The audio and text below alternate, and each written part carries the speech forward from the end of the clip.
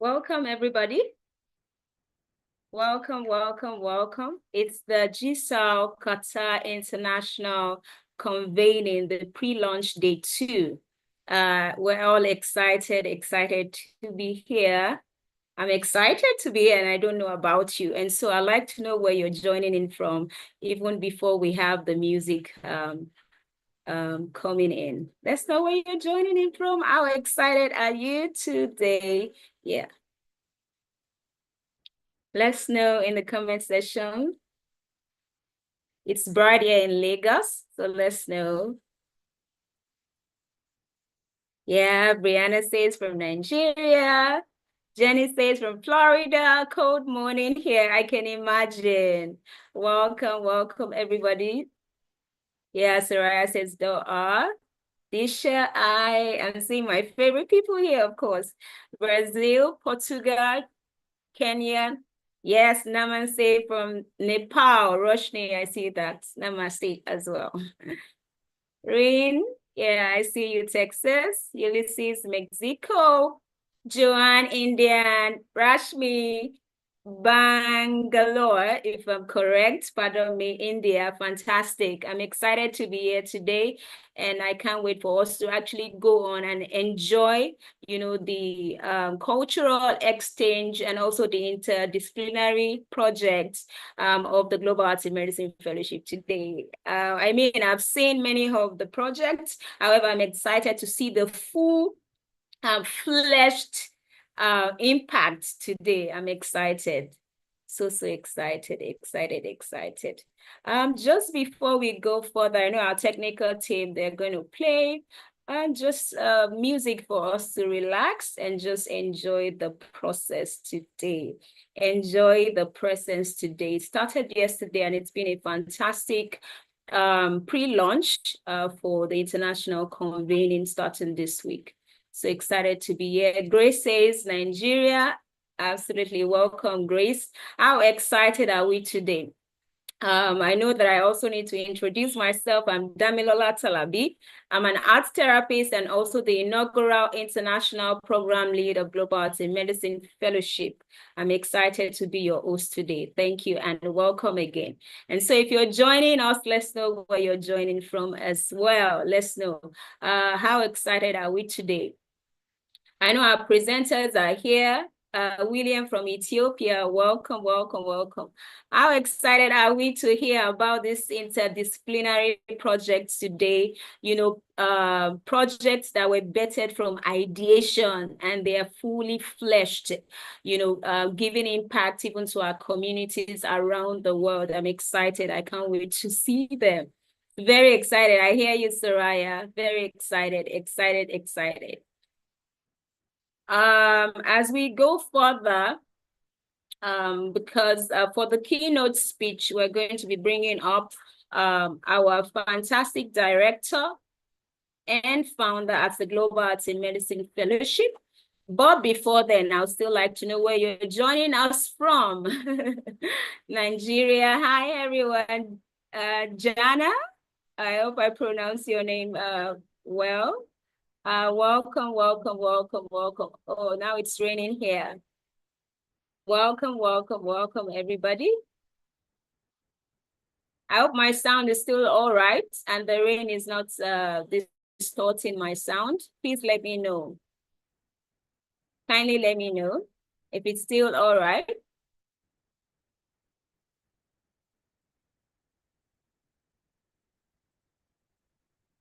Oh, it's all right, fantastic. Oh, thank you. Thank you. Okay, good. Oh, thank you all. I see. Thank you. Yeah.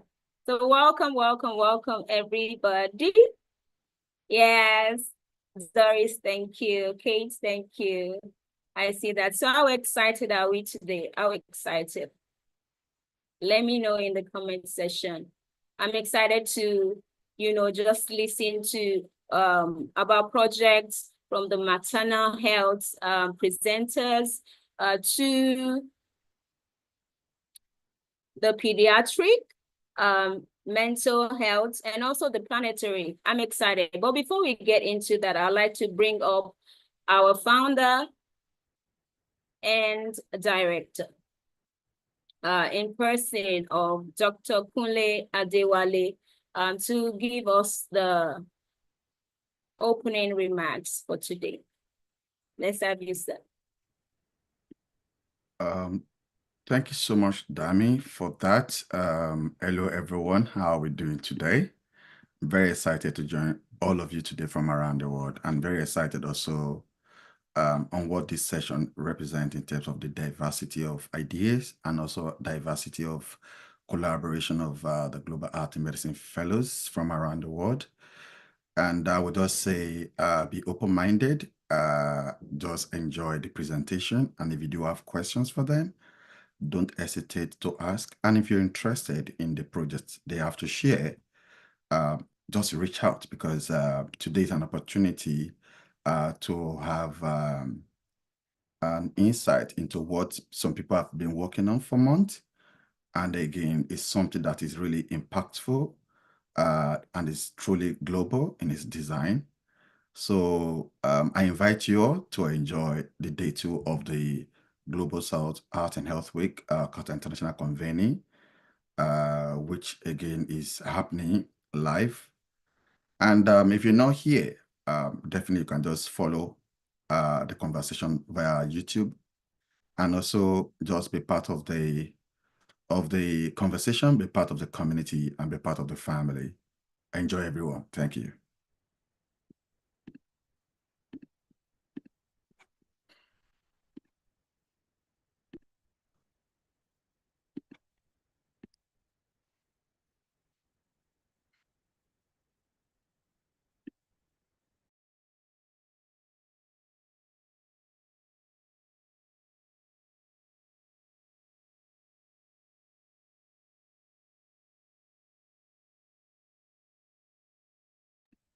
Damilola, you can unmute yourself and speak, and so that people can hear what you're saying. I apologize. Thank you so much, sir, for the opening speech. We're excited. Always a joy to hear from you, and always a joy to be a part of the Global Arts in Medicine interventions. And so why we're here today is to introduce the Arts and Health think tank of the Global Arts in Medicine Fellowship, a global and cross-cultural arts and health project. And so today we're going to be exploring and also listening to fellows on their project so far at the Global Arts in Medicine Fellowship. So this is how it's going to go. I'm going to call the first 3 presenters to share their project. First of all, we'll be having the maternal health and maternal mental health with the title Small Thing, a journaling workshop. Thereafter, we're going to have the arts and creativity for displacement with the title Artful Healing. That is building resilience through nature and memories. And thereafter, we'll be having the planetary health, that's environmental health and climate change, with the title We Are Water. And I'm excited, to bring them on board. So can we go with the maternal health? Thank you. Thank you, Dani. Hi, everyone. My name is Sylvia Beatrice Lazimo from the Maternal Mental Health Thematic Interest. And our project was titled Small Things Journaling Workshop.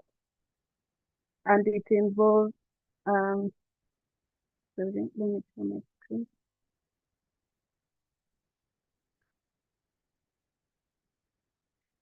So our project was called Small Things, a Journaling Workshop.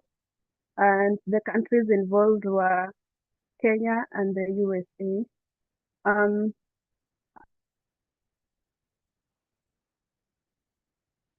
Our target audience was postpartum mothers, because postpartum and early parenting periods are uniquely Sylvia, sorry, can you embolden your screen, please?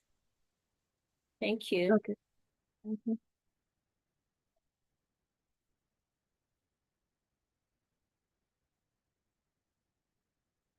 It's okay now.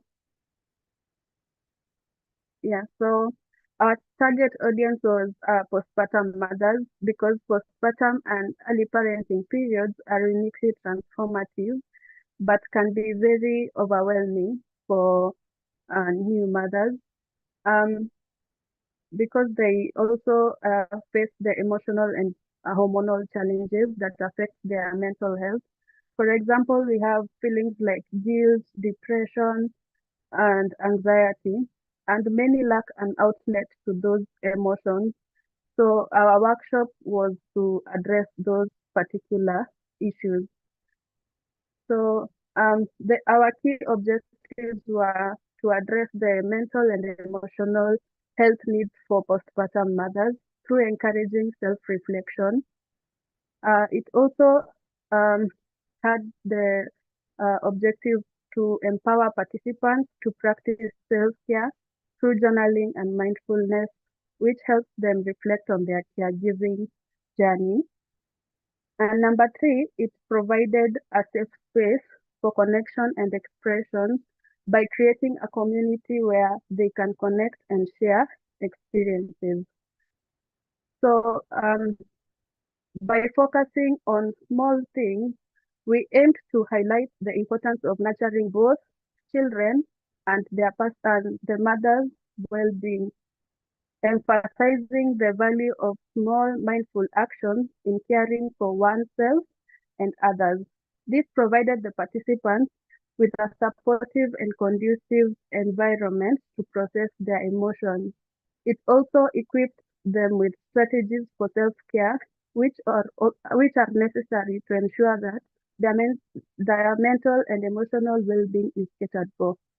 So this workshop was designed with the following elements to meet our objectives. Number one, we had mindfulness exercises, which involved breathing exercises, visualization, and walking mindfulness, which helped the participants to center themselves, tune into their bodily sensations, and connect to their sensory experiences.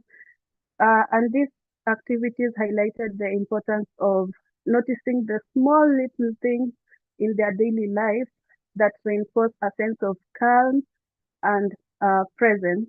And then number two, we had the journaling prompt. This provided the tailored prompts that guided the parents to reflect on their caregiving journeys, how to ensure that they provide themselves with the self-care practices and daily routines. These prompts encouraged introspection and on how to care for themselves and how to experience the demands of caregiving and what small things them the peace, joy, and gratitude to continue with the caregiving journey. And then number three, we had community connection and sharing through group discussions, where after journaling, the participants were invited to share reflections in a group setting, which fostered connection, empathy, and mutual support. This sharing time was optional. Therefore, when the participant felt overwhelmed, they could just stop to ensure that they felt in control. And yeah, so the experience validated the parents' feelings or emotions, and it reduced the feelings of isolation. Um, we also had relaxation techniques um, that provided the sense of calm so that they continue with the workshop, the journaling workshop. So we also provided take-home resources at the end of the workshop where participants could continue with the journaling to even better their self-care practices as they continue with the caring for their children.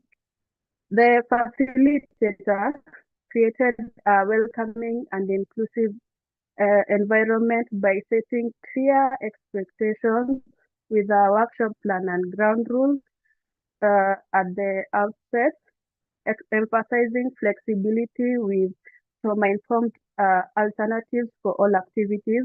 We also provided a consent form for photography, making it very clear that consent was optional. We also encourage All right, personal autonomy. Sylvia, thank you so much. It's 5 minutes already. We're keeping to time. Thank you. Thank you so much, Sylvia. Now I'll be bringing up the next group. Soraya?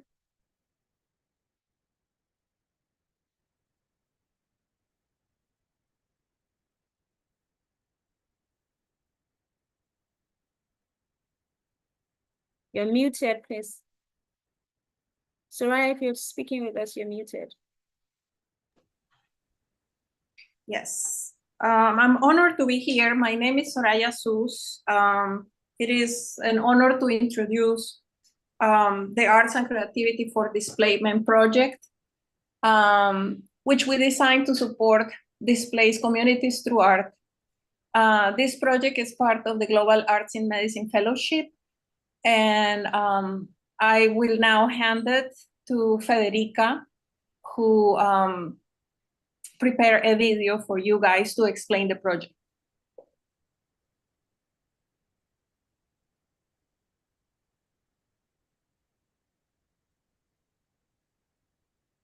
Hello, I'm Federica Iellopini, curator of the Arts and Creativity for Displacement team, and I'm presenting our project Artful Healing, Building Resilience Through Nature and Memories, which focuses on using arts to help displaced people find relief, connection, and resilience. It was implemented in Cameroon and Sudan, but it has the potential to expand to other communities and in other countries. The Arts and Creativity for Displacement Group is a multinational team with expertise in art, community engagement, and healing, representing various countries and perspectives. In Cameroon, we worked with the village of Nibung Bamenda, conducting nature-based workshops with 26 participants who are internally displaced due to the socio-political crisis. In Sudan, the workshop was conducted in Dongola at the Way Center for Intellectual Development and involved creating a fabric mural in collaboration with the Amaryllis organization. It engaged 18 children impacted by the civil war. In Cameroon, by using natural elements like branches, leaves, and stones, participants were able to create meaningful compositions that reflected their personal stories. Then photographing the compositions created allowed each person to capture their unique perspective and give voice to their experience. In Sudan, the children created a fabric mural, painting images that held deep personal meaning, like trees, family members, and familiar items, but also abstract shapes. This safe, creative space encouraged them to process memories and find a sense of belonging within their new environment. Through these projects, we found that art offers a powerful path toward emotional well-being. Participants expressed that it gave them hope, new perspectives, and reduced feelings of isolation. Moving forward, we're working to expand the project, empowering community members to lead future sessions and collaborating with local NGOs to create sustainable support. We're eager to see how artful healing can continue making a difference in more communities. Thank you all for this opportunity to share our journey. Thank you.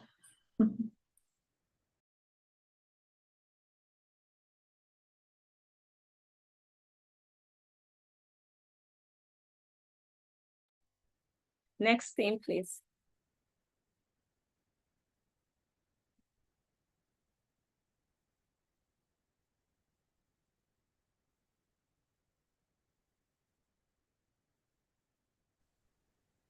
Hello, my name is Dr. Yewande Okuleye. Our project is We Are Water. I'm going to give an introduction to the project. This is a sound project, so I want you to just listen to the sound and listen to my voice. So I'll do the introduction, and then we're going to listen to a sound piece, which is about 3 minutes. and I'll just give you some instruction after you've listened to it. We Are Water is a sound collaboration between South African hip-hop artist Emil Jensen and British-Nigerian sound artivist Dr. Yewande Okuleye. Together, we explored water as a metaphor for interconnectedness, resilience, and the flow of human experiences. Through sound and storytelling, this project invites reflection on how each of us, like drops of water, contributes to a larger river of community and shared meaning. Our collaboration was a journey of deep listening, reflection, and a desire for slow time. At its heart is the idea that every drop matters.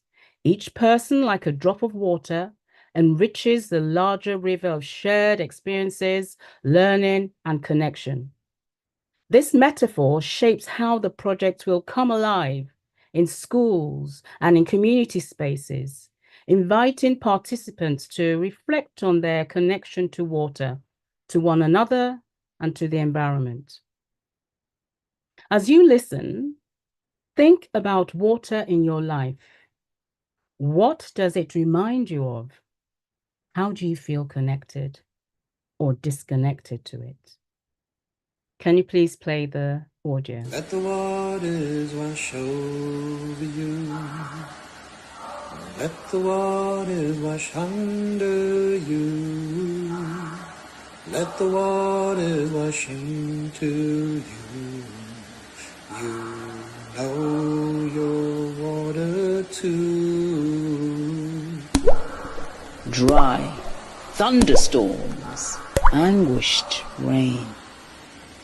Violet green terrain envelops moss spiky silence. Let chaos rejoice. Bubbles blown far from home. Swirling skirts squash. Sounds of sea, streams, dreams, rivers and oceans. Let the waters wash over you.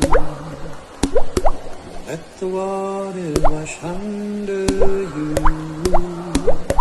Let the waters wash into you. You know your water too. A single droplet drizzles down. Raindrops falling to the ground. Puddles flowing to the drain. Streams growing with the rain. Water washing the river grows.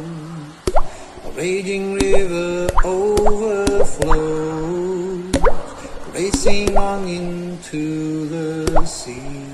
A single droplet now many be. Let the waters wash over you. Let the waters wash under you. Let the waters wash into you. You know your water too. Let the water wash over you. Let the waters wash under you. Let the waters wash into you. You know your water too.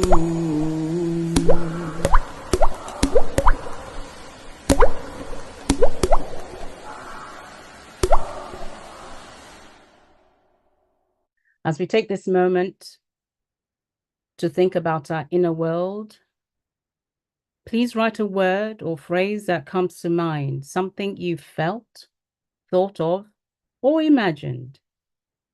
Each word is like a drop of water, and together they form a river of our shared experience today. I'm going to be collating all these words, and we're going to name a river after this experience today. Thank you. Thank you so much, Dr. Yewande. Thank you so much. Oh, wow. Wow, amazing, amazing. So now I'm ready to just go right away into the comment session. However, before then, it's been beautiful just watching and listening to the three groups for now. From the maternal, looking for ways to just help, mothers to calm, to be calm when it has to do with anxiety. There are a lot going on right now in the world, and the business doesn't stop. And so even for mothers, it's been a whole lot to deal with. And so helping mothers to stay calm, even in the midst of anxiety, prenatal issues here and there, it's a whole lot. And so thank you so much, Sylvia, for that. Also going into Federica, who shared on how to actually help give a voice, to the people's experiences through hearts. Fantastic. And I love what Dr. Yewande just shared about how sound actually helps us to reflect and definitely also be in the moment. So I'm going right away into the comment section now. And Doris says, great job. And I believe that's to Doris. Yes, to the maternal health whilst they were sharing.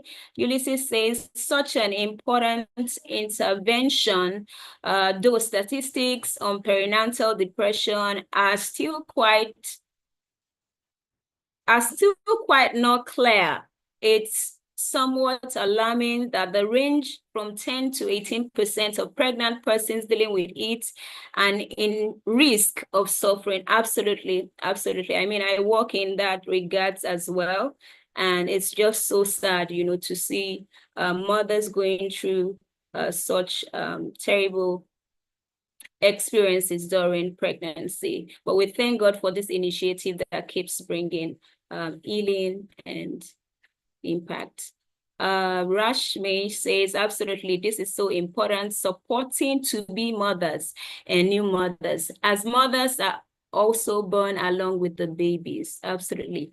They need to be taken off with compassion and deep sensitivity. Rashmi, I absolutely agree with you. There is need to take extra care and also to be intentional about the health of mothers around us. Yeah. Ulysses still says it extends further, as a depressed mother cannot attend fully to the newborn, thus affecting their development and attachment. I agree with you. I agree with you. Jennifer says, great presentation. How many participants did you both end up having? I don't know if this is for Sylvia or Federica, but Soraya, do you want to answer this question from Jennifer? How many participants did you both end up having, in your group? I'm going to ask you you can actually unmute. So do you want to answer that? You can unmute.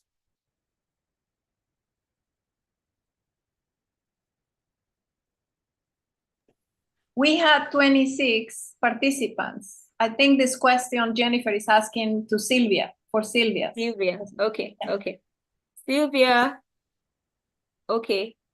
I think she answered already even in the comment section. Yeah, thank you so much. We had 7 participants in the first workshop. Another one is scheduled at the end of the month. And so if you want to join that, let Sylvia know. Absolutely remarkable. Yeah. So Jenny says, I'm pretty sure I could listen to your voice all day. Dr. Yewande, absolutely. It's so soothing and so calming. You can almost enjoy the mindfulness in our voice. Yeah. So Ulysses, soothing. Yes, made me feel happy. Absolutely same. Yeah. Imagine an ocean cave. Every drop counts towards creating ripple effects of change. Yeah. So people are already sharing about, the feedback from Dr. Yewande's presentation. And so we're just going to quickly go right away. Do we still have any questions? Let me see. Any questions? None. So we'll move right quickly into the next set of presentation. And the next set of presentation will be from the Neuroscience and Brain Health Geriatric, palliative care, with the title Working with Older Adults in Community Setting. The second will be Indigenous Cultural Arts and Healing, with the title Reawakening the Disconnect, Humans and Animals. And then the third will be Disability and Creativity Engagement, titled Disabled Creatives, Alliance Garden of Self. And so you have the floor, Rashbi or Shale. Okay, I see you, Rashbi. Hi, everyone. Yeah, thank you so much.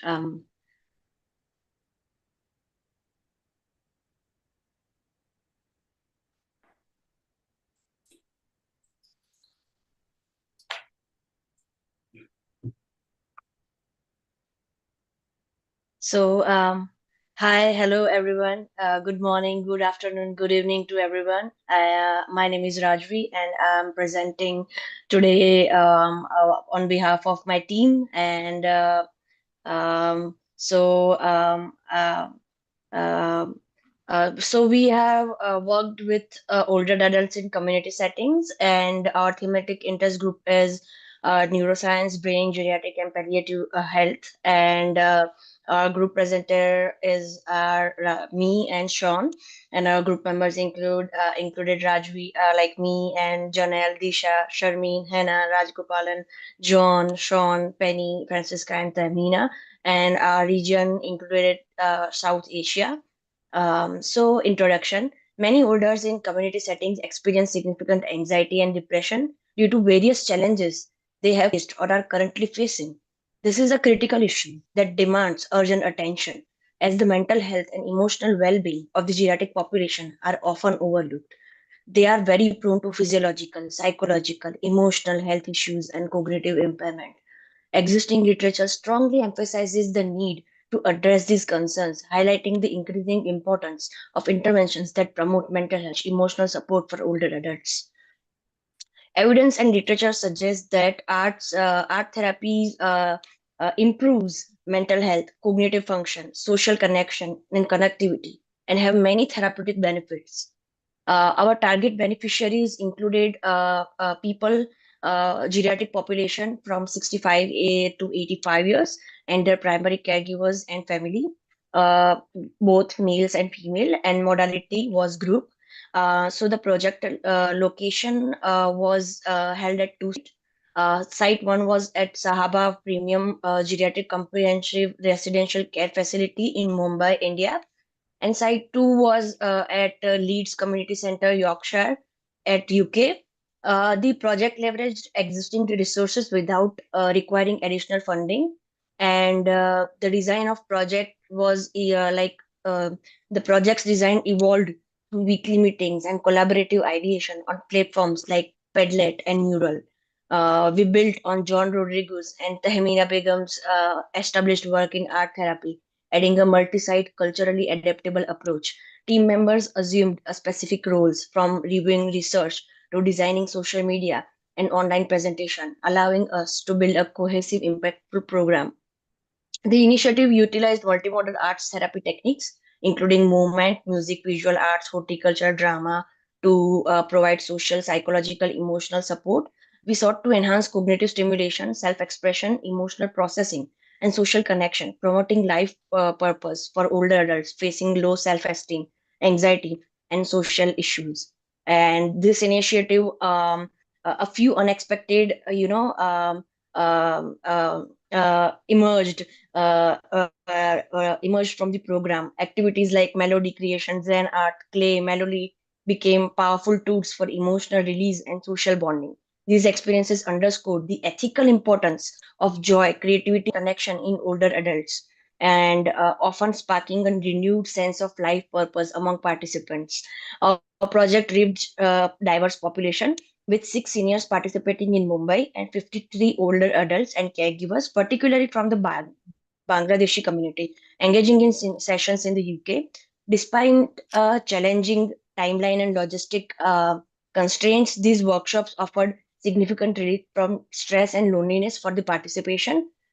Looking ahead, we are focused on sustainability through partnership with community centers and healthcare facilities. We aim to create adaptable program models, monitor outcomes to demonstrate impact, and secure multi-year grants to sustain these efforts. Testimonials from participants are like this, and if you can hear, so this is the senior who is laughing wholeheartedly when she was in with laughter therapy when at Mumbai. Uh,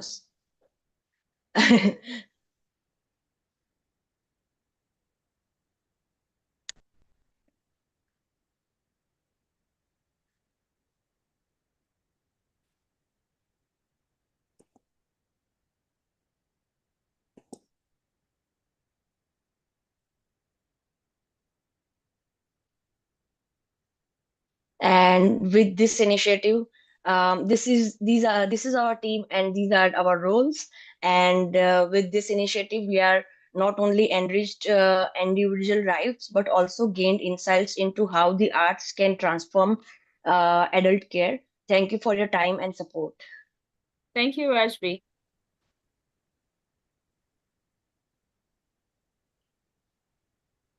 You can stop sharing. Okay.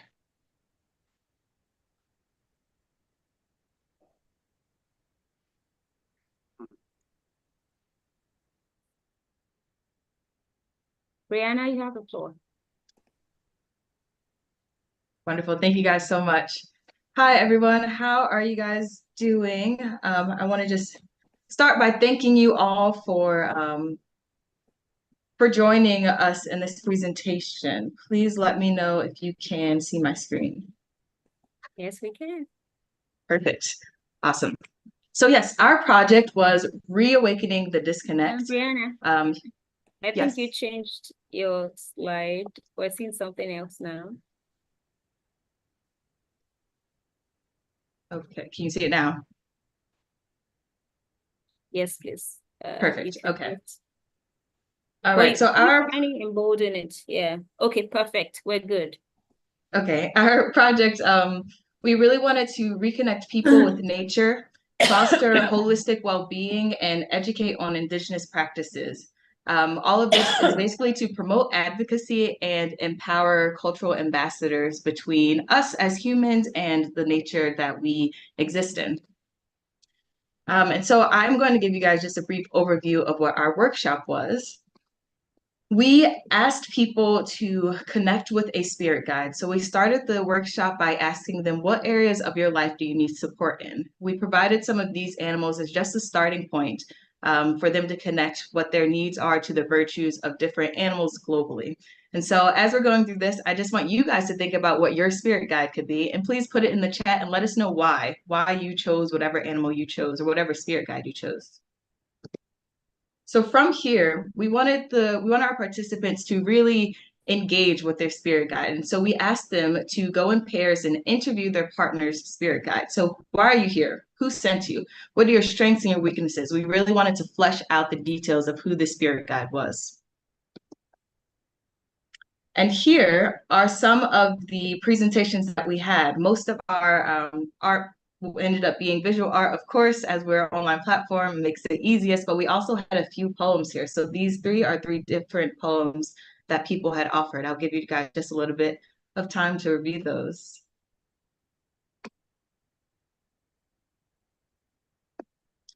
And so our feedback, we had participants from America, Zimbabwe, Nigeria, Saudi Arabia, the UK, and we had 16 participants in total. Of the 16 participants, 50% gave us feedback. And so our number one feedback that we had was that they really enjoyed the engagement of the small groups. We used Zoom small groups so that there could be deeper conversations. And I myself was popping in and out and could really hear the richness of the conversations when there were just groups of maybe 3 or 4 people as opposed to everyone. The other feedback that we got was that they wanted to learn more about how they could utilize the spirit guide in actual practice, not just choosing one, but really determining how do they pull that spirit guide into their day? How do they ask them to bring upon their strengths in the scenario that they're having a challenge with?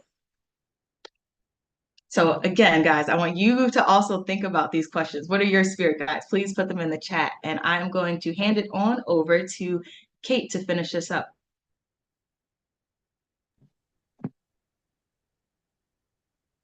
Good afternoon, everybody. I am going to discuss today what our esteemed colleagues had to say about this project. James said, I was excited to contribute to the revival of the arts that was on the verge of dying, especially in Africa. I say halala, congratulations, Global Arts in Medicine Fellowship. Halala, he says. We've created a truly special and supportive community, a new family made up of diverse individuals who actively engage with each other. One thing that was spectacular for me is being able to find the connection between things unseen, virtue, spirituality, and real life. And this is all feedback from different members of our group. Okay, if you can move to the next slide, please, Brianna. So some key elements to a sustainable future that this project goes some way to addressing include sustainable development. So how an indigenous approach balances economic growth, social inclusion, and environmental protection by raising awareness of the natural world and developing a joined up way of thinking in terms of emotional health and physical health and natural health. Also, we would say that sustainable agriculture would be supported by an indigenous approach that can improve food production while protecting the environment from the negative effects of agriculture by increasing empathy and understanding for other species to encourage harmonious living. So obviously, environmental and most particularly from this project, community health benefits are all going to be large improvements and elements that the indigenous thinking will support. Bear with me, but this is not enough time to describe all of this in the depth that I'd like to talk about it. If anybody would like to have some input or ask questions or explore that further in the chat, please do. Okay, so now we're on nearly our final slide about future projects, I think. We only drew our project to a close last week, but we've established some amazing relationships and further avenues for collaboration in the following with plenty of drive and energy. We're developing an art project in London, including a painting exhibition and an extensive outreach project. We are exploring virtual reality projects and looking at how through our intercultural and between different countries, particularly the UK with me, how we can develop funding through the British Council, possibly the Wellcome Foundation, the Arts Council as well in the UK. And we're very busy creating dialogue and opportunity for residency programs. Thank you, Kate. Time's up. Thank you so much. That was amazing, amazing. I love the fact that, you guys are actually letting us in on the feedback and your sustainability plan. Absolutely amazing. I love that. Can we have the next team? Guys, let's just have your questions, whatever it is that you want to ask. Let's just have it in the chat. Okay, the next.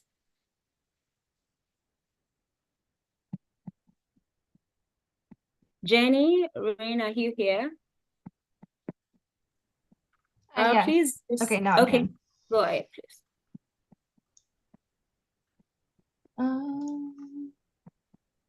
Let me...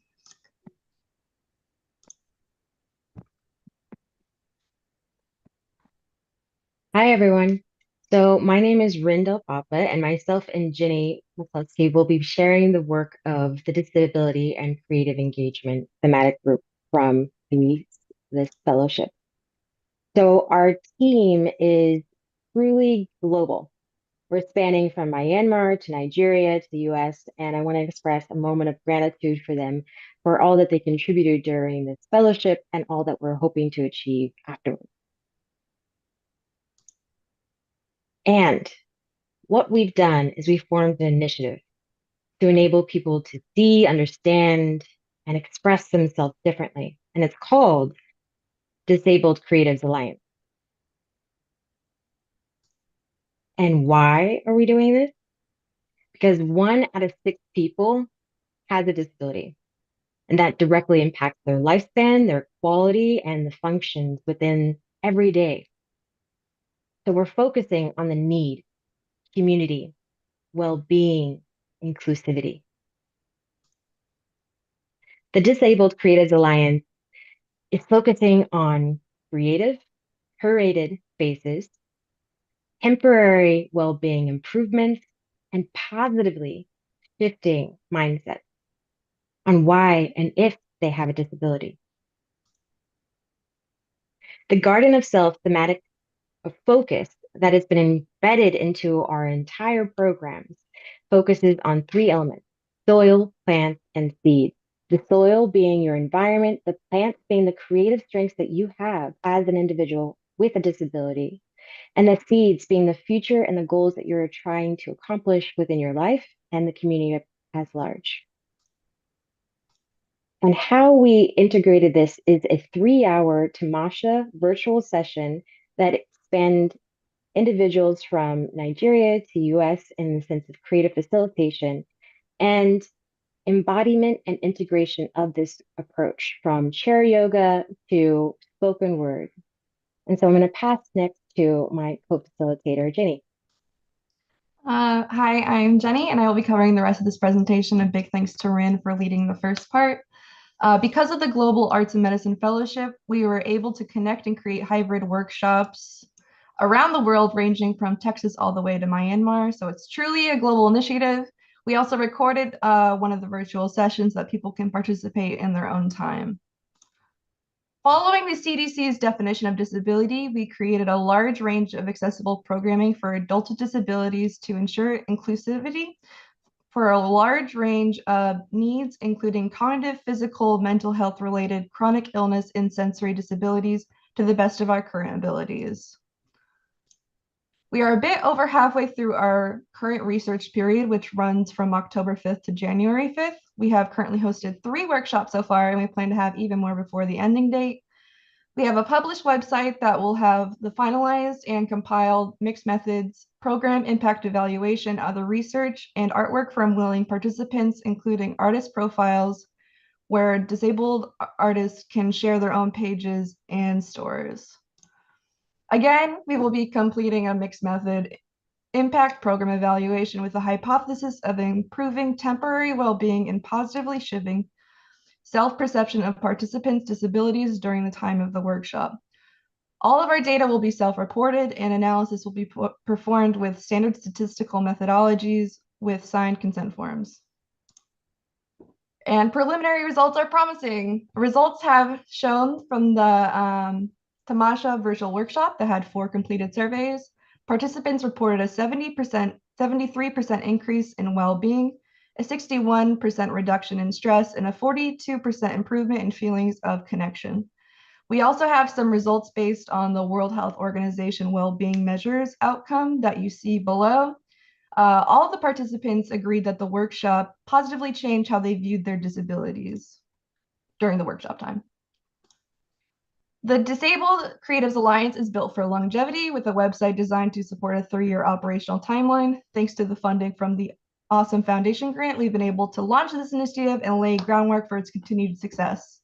Our current plans include fellow facilitators hosting quarterly workshops in the same communities, ensuring consistent engagement and growth. Together, we aim to empower disabled creatives and increase access to arts and health initiatives for years to come. Thank you so much for your time, and we have a QR code for our link tree here. I'll also post it in the chat, and we will be hosting workshops for the next few months, so be sure to follow us on updates for those. Thank you. Yeah, thank you so much, Rin and Jennifer. Thank you so much. I was going to ask a question, but already Jennifer, just mentioned that. I was going to ask that how have you guys been able to measure impact so far, during the project and even thereafter the project. But Jennifer, you already mentioned that 70%, you guys were able to gather 70% impact in well-being for your participants. So I'd like to ask first, before going into the comment session, also for Rajvi that shared earlier, and also for Brianna, how have you guys been able to measure the impact thus far? Thank you. Whoever wants to go, you could just raise your hand and then I'll spotlight you. So we are doing post and pre-workshop surveys. It's all self-reported data. So the World Health Organization well-being outcomes is a very standard way of kind of measuring it. And so you have the same questions at the pre-survey and the post-survey, and you compare the results on top of each other. Oh, fantastic. That's beautiful. Okay. Rashbi is raising a hand. Rashbi, yeah, you can unmute and just speak. Yes, so we recorded the data before and after the workshops, and then we collect the data, and it showed that it significantly improved our therapy, significantly improved the neurological impact in elder adults. So yeah, in both of these studies that we done in the UK and in the Mumbai, we had we approached it with pre and after workshop surveys, and it showed that our therapy significantly improved neurological function of the older adults. Thank you so much. Brianna, do you want to share? So for ours, we had designed it actually as a pilot. As Kate had talked about, we are looking into doing funding to be able to do a more in-depth workshop. So for us, we didn't do pre and post surveys. We were just looking at evaluating how the workshop itself was, so that we could really give our full participants like the absolute best experience. Oh, lovely. Thank you so much. Yeah, because that's also important to actually be able to find out if indeed, the projects, the ideas were able to follow the due process. Thank you so much. Do we have more questions? I'm going right away into the comment section now. Okay, Ulysses says, ageism is such a harmful part of our modern times. How important it is to learn how to age healthy and gracefully. Absolutely. Rajvi says, yes, so true. I completely agree. Brianna says, for me, my spirit animal in this season is a deer to represent grace for myself. Awesome, amazing. Jennifer says, great presentation. I was a bit confused about the environmental agricultural sustainability plans and how that is planned to be implemented. I would love for that to be expanded. I think that was for what group again? I think that was for the Indigenous group. Yeah, and I think Okay, Kate came off of mute, so. Kate also messaged me.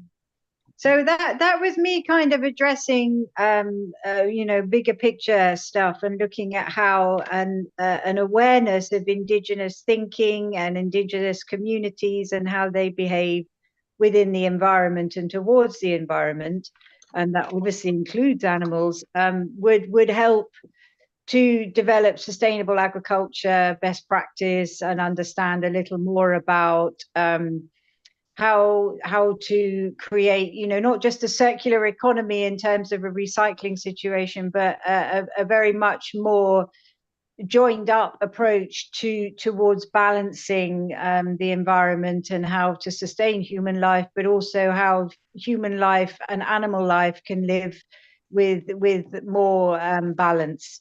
So, we've started a tiny little part of this thinking. I mean, we have on our project a gentleman from Zimbabwe who is from a family of healers, and he has a great amount of ancestral knowledge about plants and the environment. So we're beginning to scratch the surface of what could be quite a wonderful piece of work. So it's extremely exciting, and I perhaps get a bit carried away in my thinking, but we're That's where I was coming from when I mentioned that. I think Okay. that's the best way to Okay. describe it.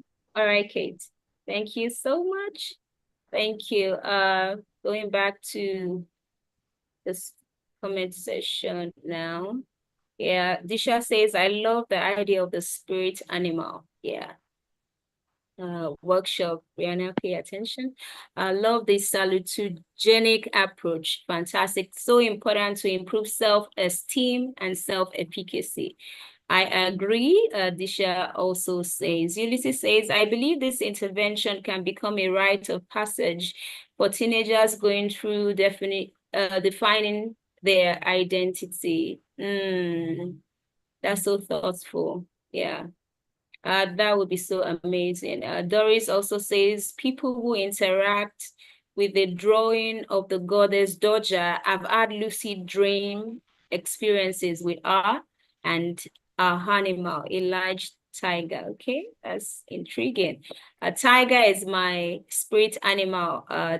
Jenai also says. I'm trying to see, I'm seeing more comments than questions. I believe that the projects are so amazing that you are so content. Yeah. Doris says a person with a paralysis used a drawing to heal the brain that I made. Oh, that's amazing. And add positive results. Oh, that's absolutely beautiful. That's us. I mean, this is what we are talking about, because yes, we can come together to, bring our ideas together, go into the community, but being able to actually process and see the impact, that our implementations are doing in the society is even much more remarkable. I love that. I love that. Okay. I will just go right in. I think we'll still come back to some of the questions, but so that we keep to time, I'd like to bring up the next presentations now for mental health, child and adolescents and youth mental health. That's the radical restoration. Yeah, also bringing up the pediatric health for Moja and health promotion and communication with the title Stories to Empower. Are you guys ready for us, Janai? Rashmi, let's go. Thank you. Thank you for spotlighting. Could you also spotlight Janine Ashley? I think you would see her as the Hope Theatre for Okay, we'll do that. Yeah. Thank you, everybody. I'm just going to share my screen. Just give me a minute. So, hello, everybody. Good evening, good morning, good afternoon. It's pretty much late night for me. Very happy to be here. Hello, everybody. We are Janine and Rashmi, and we are thrilled to announce and talk about our project, Radical Restoration, that was initiated and showcased at the Global Arts and Health Festival, Tamasha. And a heartfelt shout out for all our incredible team members, team of change makers who worked with us to birth this project, as we really worked hard on it, and we fumbled and we figured it out on our own. And our project wouldn't have been possible without the invaluable support of our partner organizations, Theatre for Hope and Healing, Chaya Kuta, and the Dreamcatchers Youth Alliance. So what is radical restoration? Radical restoration is a transformation journey aimed at empowering marginalized communities to challenge oppressive narratives that limit their potential, to reclaim their stories with pride and authenticity, and to foster mental well-being through creativity and collective healing. And the core of the project is hope, not as a passive feeling, but as an active, radical force. Hope is resistance. It's a tool for survival and transformation, igniting collective action and envisioning new future. So why is this work important? Dominant narratives harm well-being, and we know that marginalized communities often face mental health challenges rooted in systemic oppression and deeply rooted in systemic oppression and limiting narratives. And we also believe that there can be empowerment through storytelling. many individuals don't realize their power to reshape these narratives and reclaim agency and drive change. Our goals were to challenge oppressive narratives, decolonize the imagination, and to use arts as a tool for change. Together, I feel like we can imagine a world where every voice matters and every story heals and every act of creativity builds a more equitable future. Over to you, Janine. Thanks, Rashmi. So, building on the ideation phase, we activated radical restoration through 5 workshops, serving a total of 26 participants. These were designed to challenge oppressive narratives and foster collective healing. We held one in-person workshop in Turin, Italy, where women engaged with the patriarchy to reclaim and reframe personal and cultural narratives through an intersectional lens. We also conducted 4 online workshops, each tailored to distinct marginalized communities. In Bangalore, India, we empowered teenage girls. In Kerala, India, and the UK, we supported queer adults exploring their unique stories. In Morocco, we helped women in Agadir, France, and the UK reclaim narratives of strength. And finally, we collaborated with neurodivergent adults across the United States, Bangladesh, and Nigeria to use storytelling for self-expression while addressing the intersectional challenges they face. We received powerful feedback from all of the workshops. One neurodivergent participant from New York shared, "It made something happen for all of us. I felt it. It kindled a sense of narrative agency." Towards the end, I was like, what is this sense I'm feeling awakened in me? Oh, it's narrative agency and narrative awareness.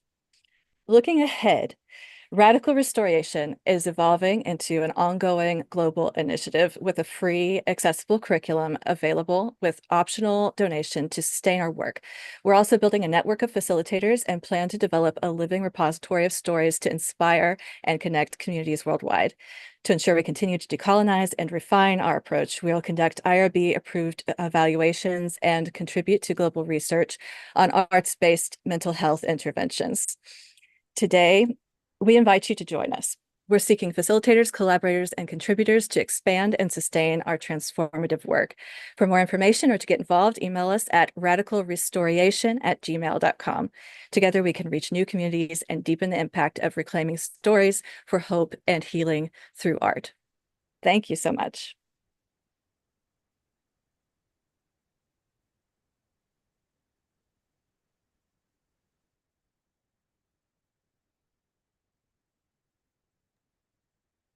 Thank you, Rashmi. Can we have Disha? Okay.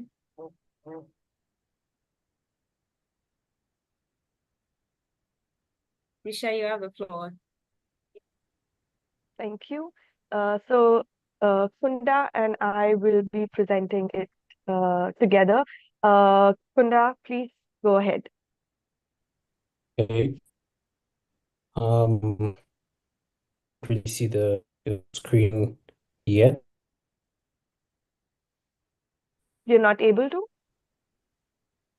No, it's just showing you're sharing your screen, but I can't really see the screen. I can't see the slides.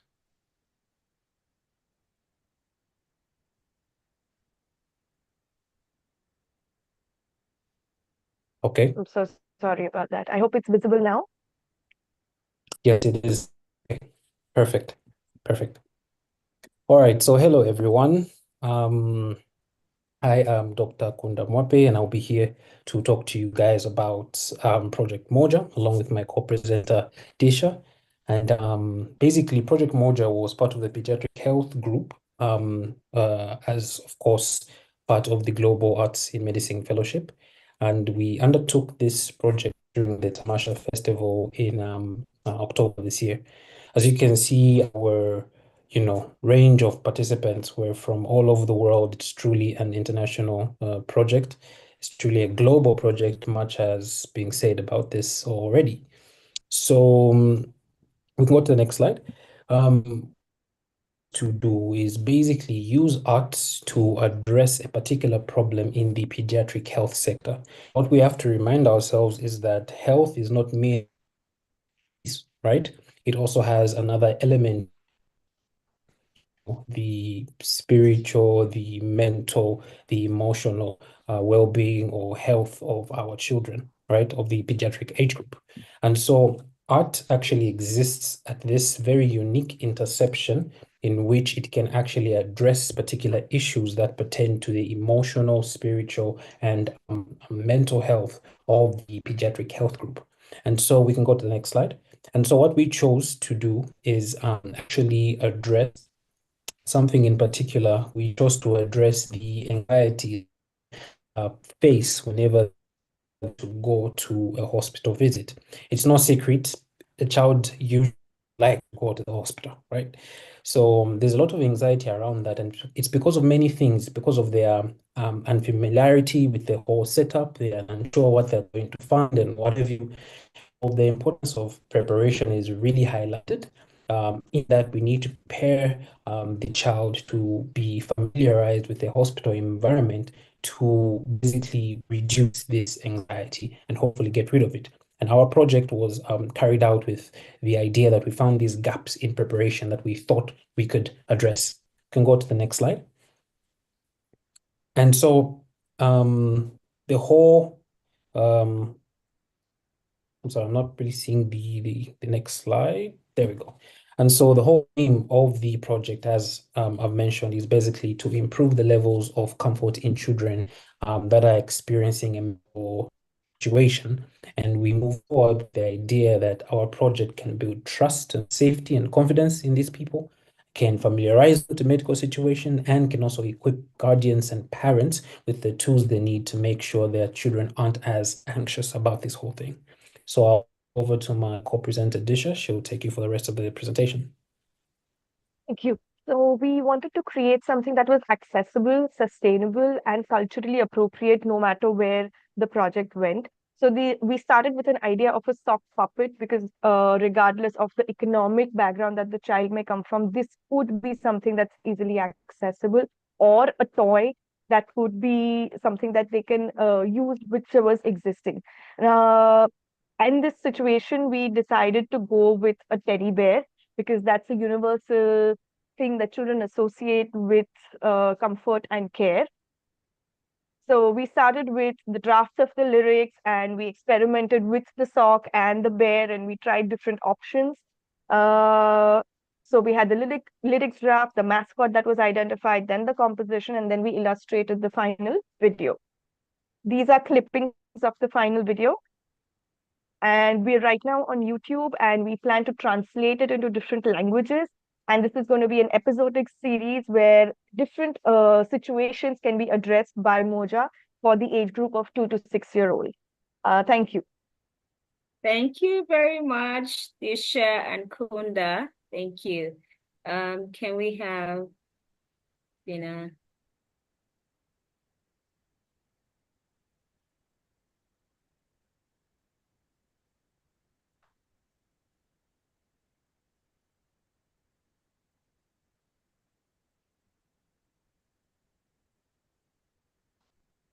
Hi, you can can you unmute now. share, please? Yeah. Okay, go ahead. Okay. It's still disabled. We can hear you. It's still disabled to share the content. Oh, now You it's can okay. share now. Yeah, now it's okay.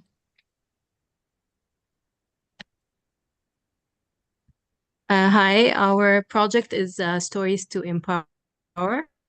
It is a project developed by the Health and Communication Group in the Gsahw Cohort 7 by me, Dina Abdel Hakam, presenting today. Thanks to all the group that were supported us during the preparation. Francisca, Economy, Nancy, David, Sirat, and Kolawi. I'm sorry about sometimes I pronounce wrongly. So our logo was tell us your story, use art the way you like.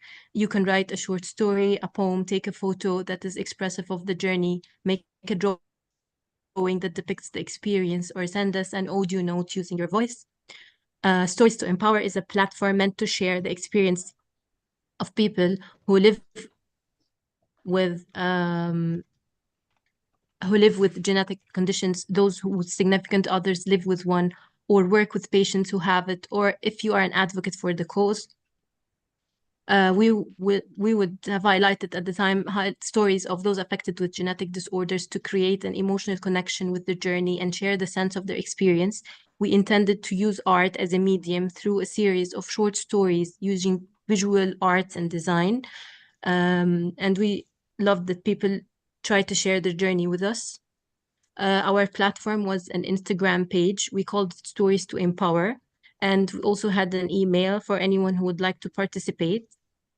Participants were invited to share their journey about various genetic conditions and their journey with genetic testing, what their concerns, their thoughts, their obstacles, and their feelings living with this condition or going through the experience, the tools they were invited to use with any artistic tool they would like storytelling, writing, visual photos, even sending us a video, a podcast.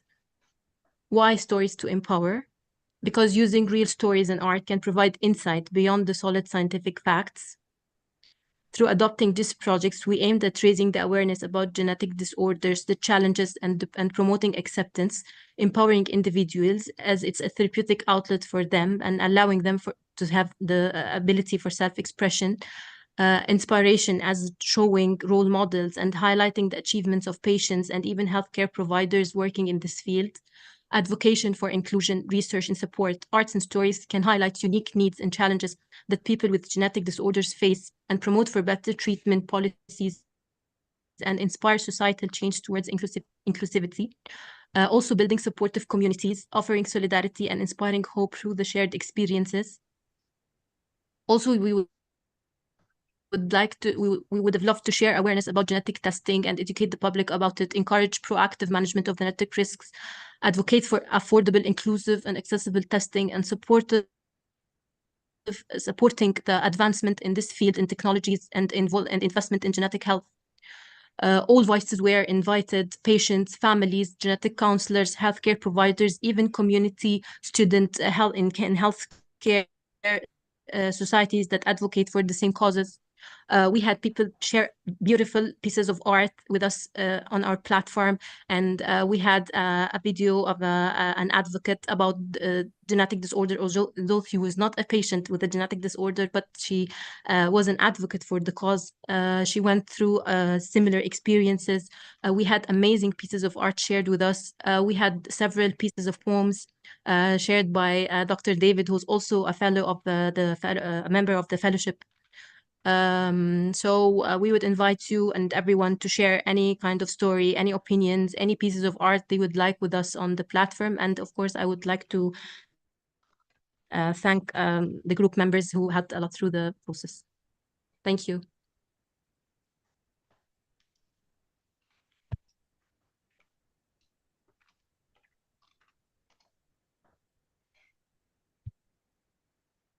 Sorry, Thank I can't you so hear. much, Dina. Thank you so much. Oh, fantastic sets of projects and amazing stories. I mean, I could pick Rashmi, mentioned that you can imagine a world where every voice matters, through their project. It's so amazing, to see all of that. I also took a quote from Kunda, the project Moja, where it says that health is actually connected to the mind, the body, and the spirit. It's spiritual, it's also physical, and it has to do with every part of our well-being. And then also talking about the fact that their project was able to bring comfort even to the children. It's so beautiful. I love the fact that you have this on YouTube already, and people are already getting acquainted with it. So I can see that in the comment section already in the chats. If you would want to take the link and just share it to those who you feel would actually need it, please go ahead. Yeah, I see so many compliments and beautiful, fantastic presentation in the comment section. Yes, guys, you see, you've done an amazing work. Okay. Yeah, I'm basically just saying, yeah, people are sharing. The YouTube for Moja is on here as well. You can please spread the news, spread the gospel, and let's take healing to the ends of the earth. I'm trying to look for more comments and questions. I really want to hear the Spanish, okay? Thank you so much. Also, deep gratitude for helping translating the lyrics in Spanish.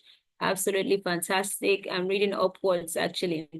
So often feelings of children are overlooked and how they're making sense of the word. Yeah, Moja, absolutely. I love it too. I love it too.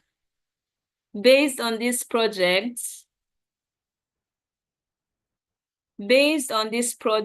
as someone with genetic conditions, loved sharing my heart. Absolutely, Jennifer, that's beautiful. That's beautiful, beautiful, beautiful, beautiful. So I'm going to read another comment from Ulysses again. It says, so important to build a bridge between those with some form of genetic conditions, as some of them are rare of orphan diseases.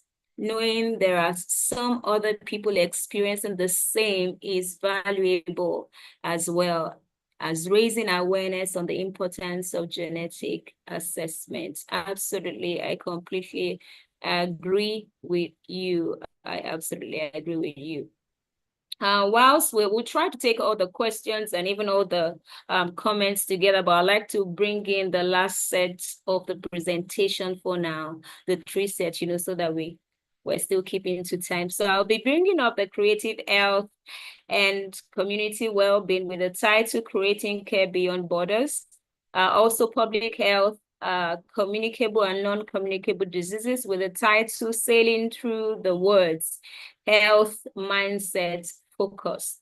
And the last for today, the last presentation, regarding Tamasha for today, the think tank is from the Physical Health and Well-being Group with the title The Role of Arts in Physical Health and Well-being Through Dance, Motion, and Fashion. I'm excited to hear that. So Priya, you have the floor.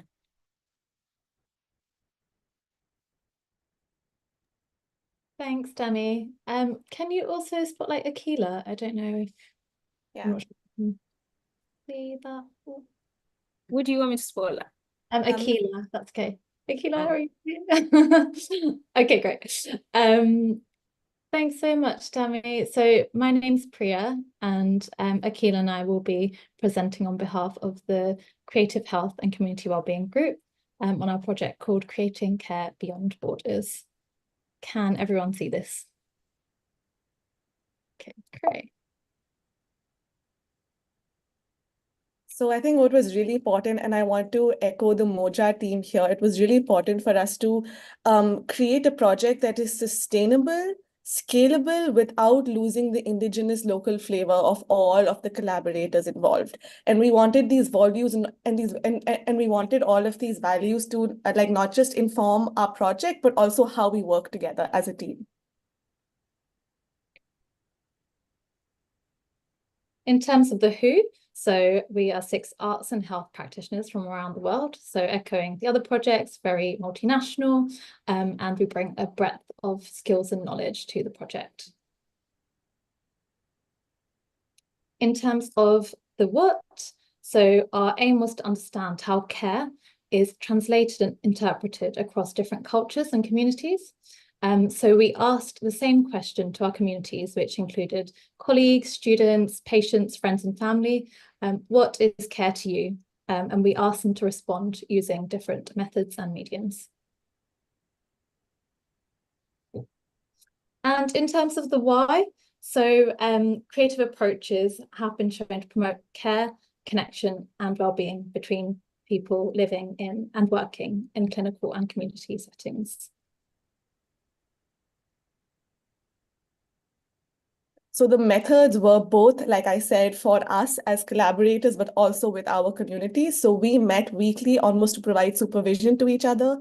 And then we also facilitated arts workshops, one-to-one interviews in our hospitals, in our clinics, in our communities. Okay. And so the creative outputs were really varied and included music compositions, mood boards, collages, sculptures, and immersive experiences. And we collated these in a short film for Tamasha Festival. So I'm going to share a couple of snippets from this. A journey through care is an immersive experience with projections of human cells and sound healing that evokes a sense of connection and self-care.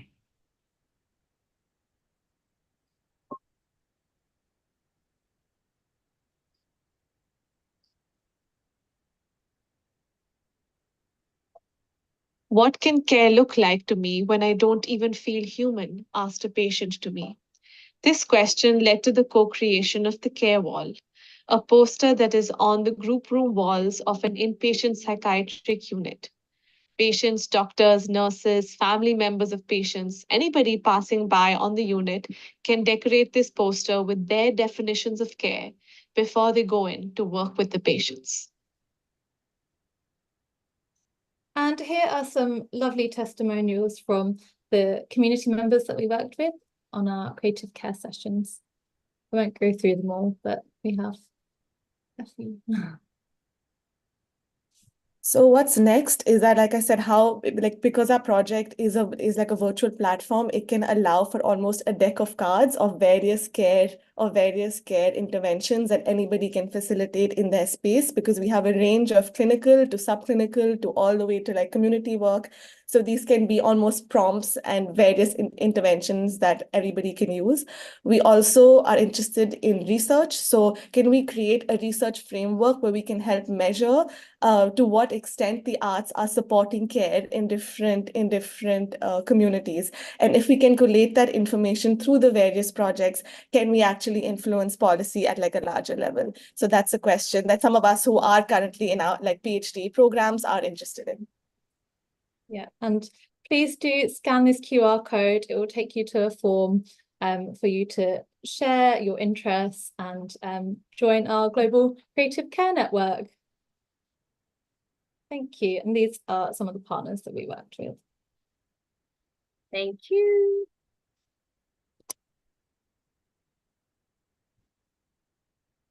Yeah, can you stop sharing now?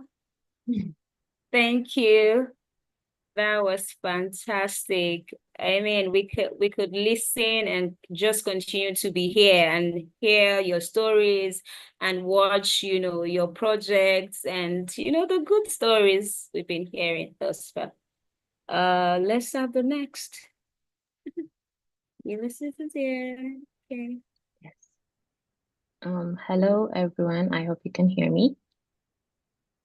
We are the Public Health Thematic Group, and we welcome you to share the highlights. We're very excited to share the highlights from our workshop, Sailing Through the Words, a health mindset focus. Next slide, please. So our session ran almost 3 hours, and it brought participants from a diverse background. And together we explored and practiced a health mindset focus through a salutogenic qualities like hope, mindfulness, and cognitive flexibilities were explored. And next slide, please.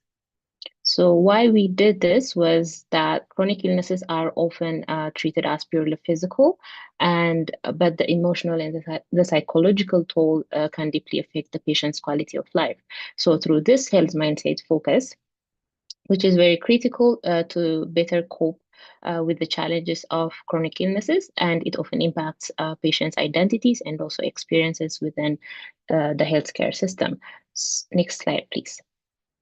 So how we achieved this was by using a mixed arts approach, and we engaged various participants through theatrical improv, storytelling, collage, and also a group poetry, where these creative methods provided a very safe, interactive spaces to reflect, share, and also practice behaviors that are aligned with resilience and adaptability. And this workshop concluded with plans for sustainability, which included a replicable booklet and also a blog for the participants to share their ongoing discoveries. Back to you, Ulysses, to share the rest. Thank you, Abby. So our intervention was aimed for an age bracelet ranging from 18 to 60 years old We got 22 participants from Ethiopia, Kenya, Mexico, and Colombia. Regarding ethics, we framed this experience from a psychoeducational level and not pertaining to the therapeutical realm.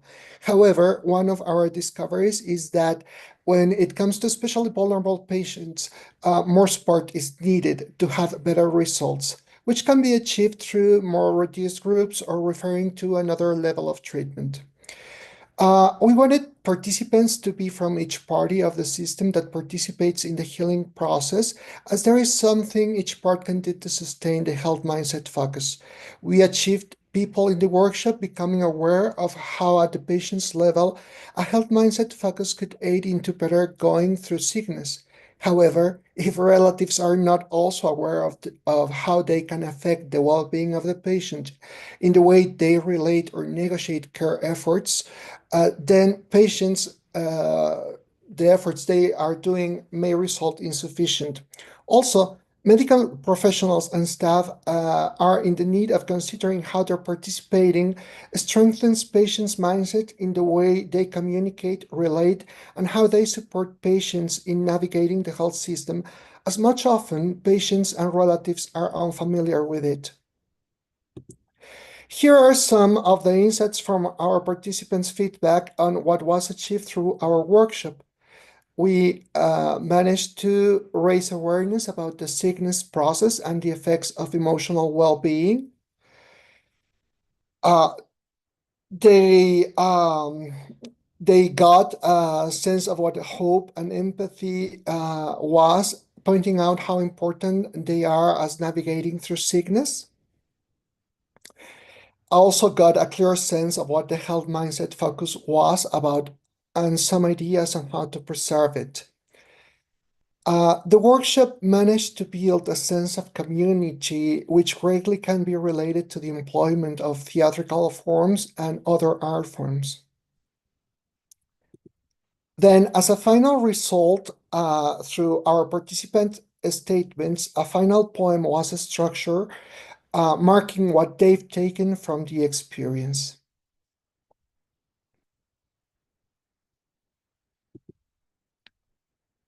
And our team thanks the opportunity of sharing the results of this experience. Thank you so much.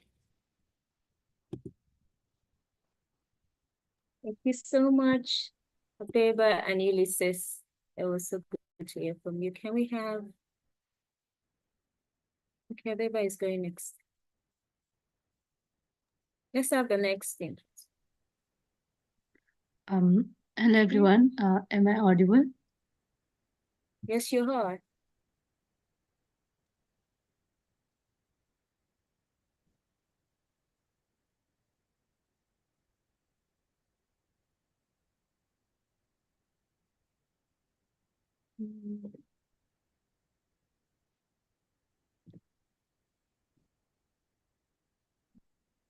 Okay, I'm Dr. Roshni Gautam, and we did this physical health and wellness workshop here in Nepal, and this was my this was the session, this was the venue, and there were 7 participants, and all of them were dental resident doctors, and they were from People's Dental and General Hospital. I approached them, but they were about to be around 20 participants, but at the last moment, I only got 7 participants. And talking about the project, this project aimed to provide a wholesome wellness experience combining yoga, meditation, and meditative dance and expressive arts. The primary goal was to promote physical and emotional health through mindful practices, allowing participants to connect with their inner selves and develop emotional resilience. And each component, those were yoga, meditative dance, and expressive art, was co-produced and with participants themselves according to their needs and preferences, and creating a supportive and transformative environment. This was the yoga session that I led. Participants were made to sit comfortably. They were previously I informed them about this, so all of them were wearing very comfortable dresses, and I started with simple basic stretches and basic yoga asanas. And after yoga, we did a short meditation, and this was the guided meditation. So I guided them throughout the session. And participants were taught few breathing techniques for relaxation as well. And here's a video. I like to play this video. This was for meditative dance. Everyone had their eyes closed.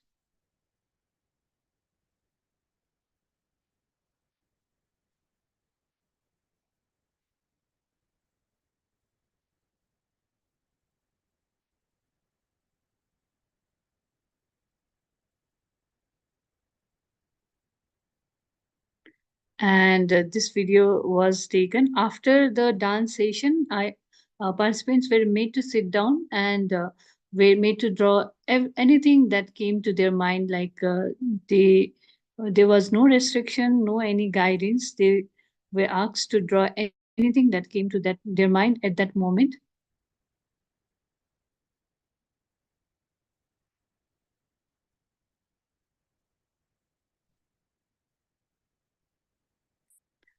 This was the expressive art session. And these are the part.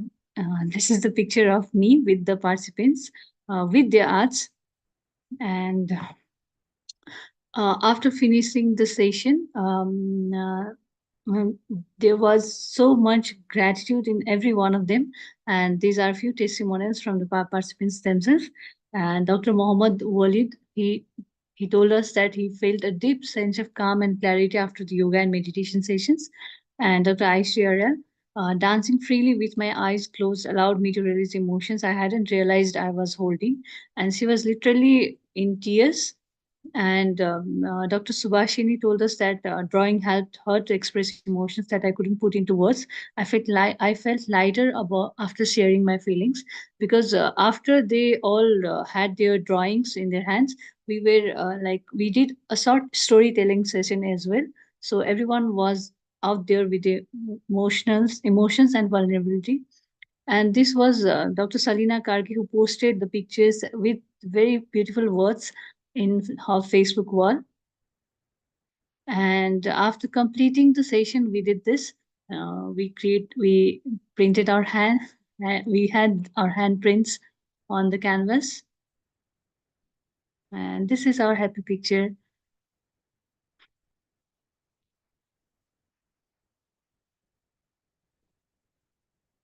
Thank you, Roshni. Thank you so much. Thank you. Thank you. Wow.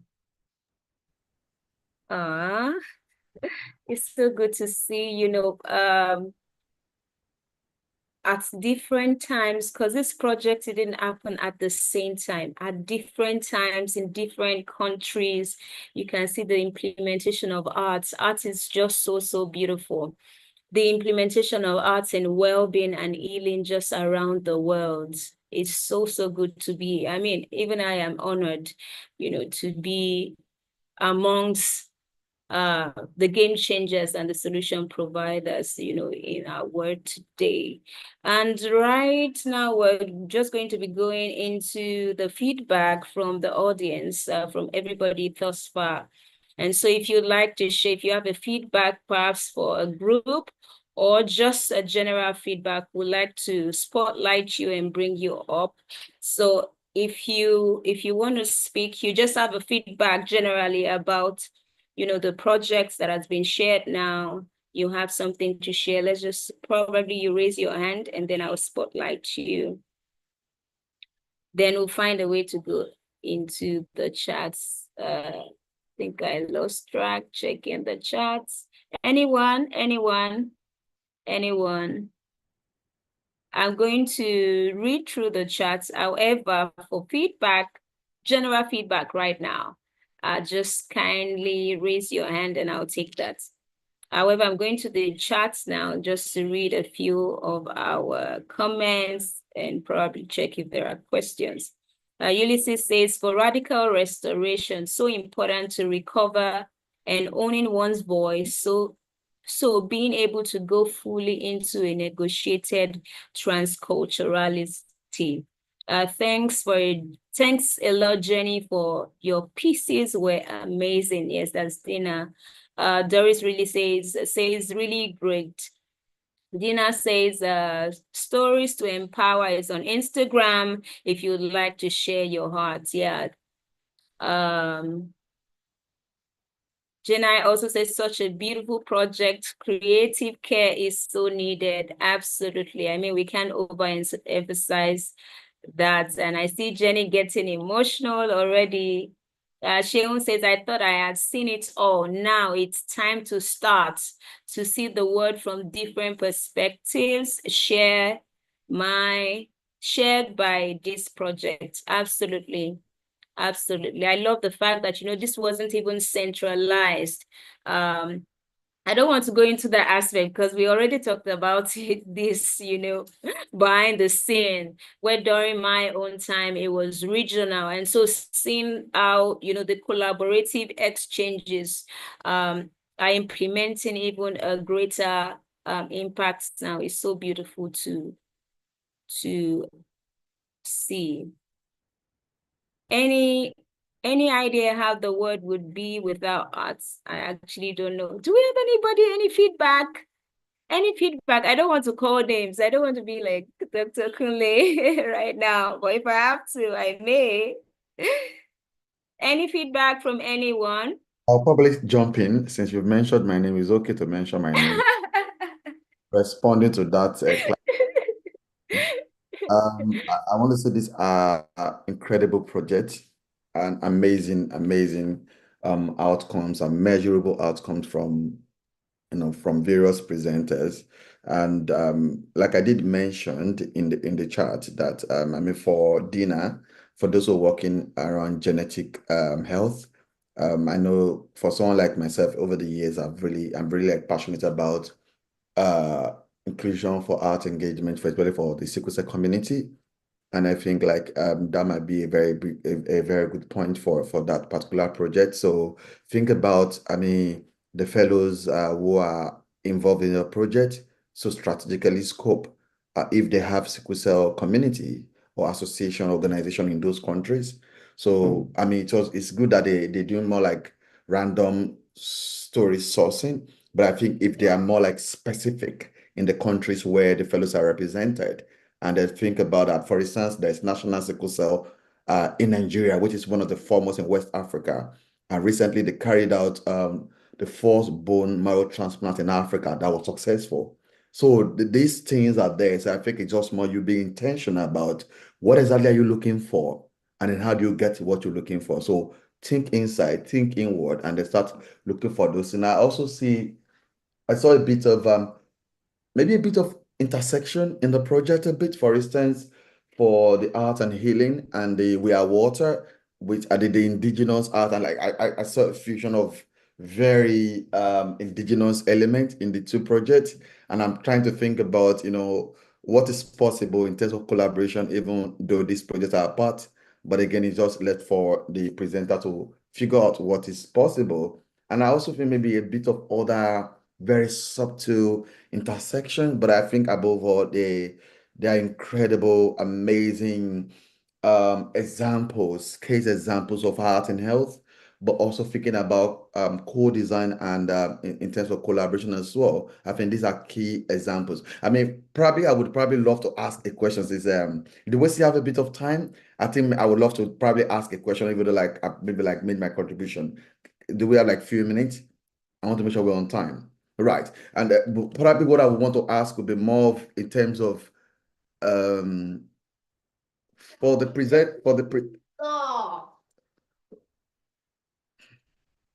the presenters, I mean, what would you describe your co-production process as?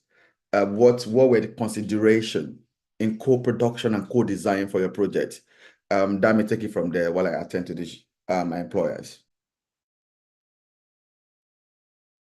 Thank you, Dr. Kunle, for that question. So we heard Dr. Kunle. So who wants to go first? I love that. Dr. Yewande, let's have you. Just very quickly, a key thing was being on the same page, and quickly identifying something very strong. And we were very clear that we wanted it to be global, that we weren't just doing this to showcase what we can do, that for it to become a live project. And just to add to what Dr. Kunle said is, what I noticed, there's a lot, just not in this forum, there are a lot of little bits that are happening. And I think going forward is to try and make this a movement where we definitely are co-producing with other other strands, to see that how can this become one or two strands, and there's power in numbers. And I think that's really what's going on for arts in medicine, because it's going on in different places. And if we're not careful, there'll be lots of little things that are going on, and then it dies down in a year or two, because it's the end of it. That the power in the collective has to be what we take from this. I absolutely agree with you, Dr. Ewande. Co-producing is important and very crucial. Akila, you wanted to share? Can you go ahead? Yeah, really quickly, I think a big way to co-produce is also to care for everybody else. So I think we really had to choose a way of co-producing where, we're all extremely busy working across hospitals in really, acute and stressful ways. And how could this project not be another stress, but truly be integrated into our everyday life? And so we had to really democratize the whole process, not give one person the burden of doing it in their space, but really how can care be translated in these little ways to then be scaled, as someone said before. And that's also another way to co-produce. So I love that. I love that. Thank you so much, Akila. Jenny, you can go ahead.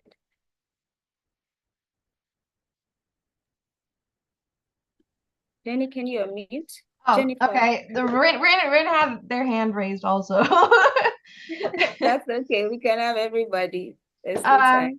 Well, I was going to say, so specifically for the Disability Creative Engagements group, I think a big component for our group specifically is that there were many members within our group with disabilities, and creating spaces, creating workshops, and creating inclusive environments that don't create more avoiding negative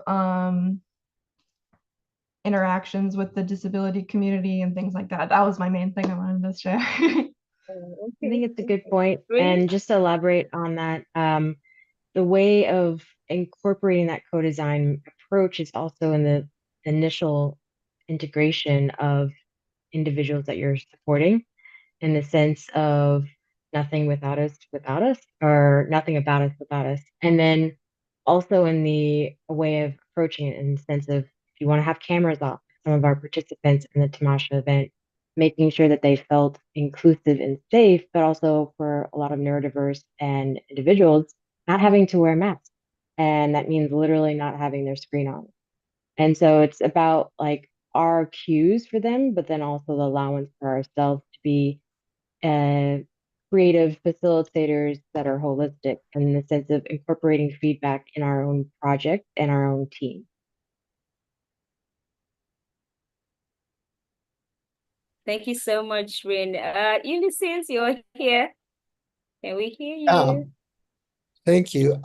So I believe that if we are under the terrain of health being built of many efforts and through many ways, creative design and co-creating are the best way to attend a complex problem, a complex issue, as many ideas needs to be gathered in order to produce a solid product to attend these problematics of illness and health. Just having one point of view is not enough to develop something that is culturally pertinent, that is having the many perspectives, and something that is caring deeply on the individual level.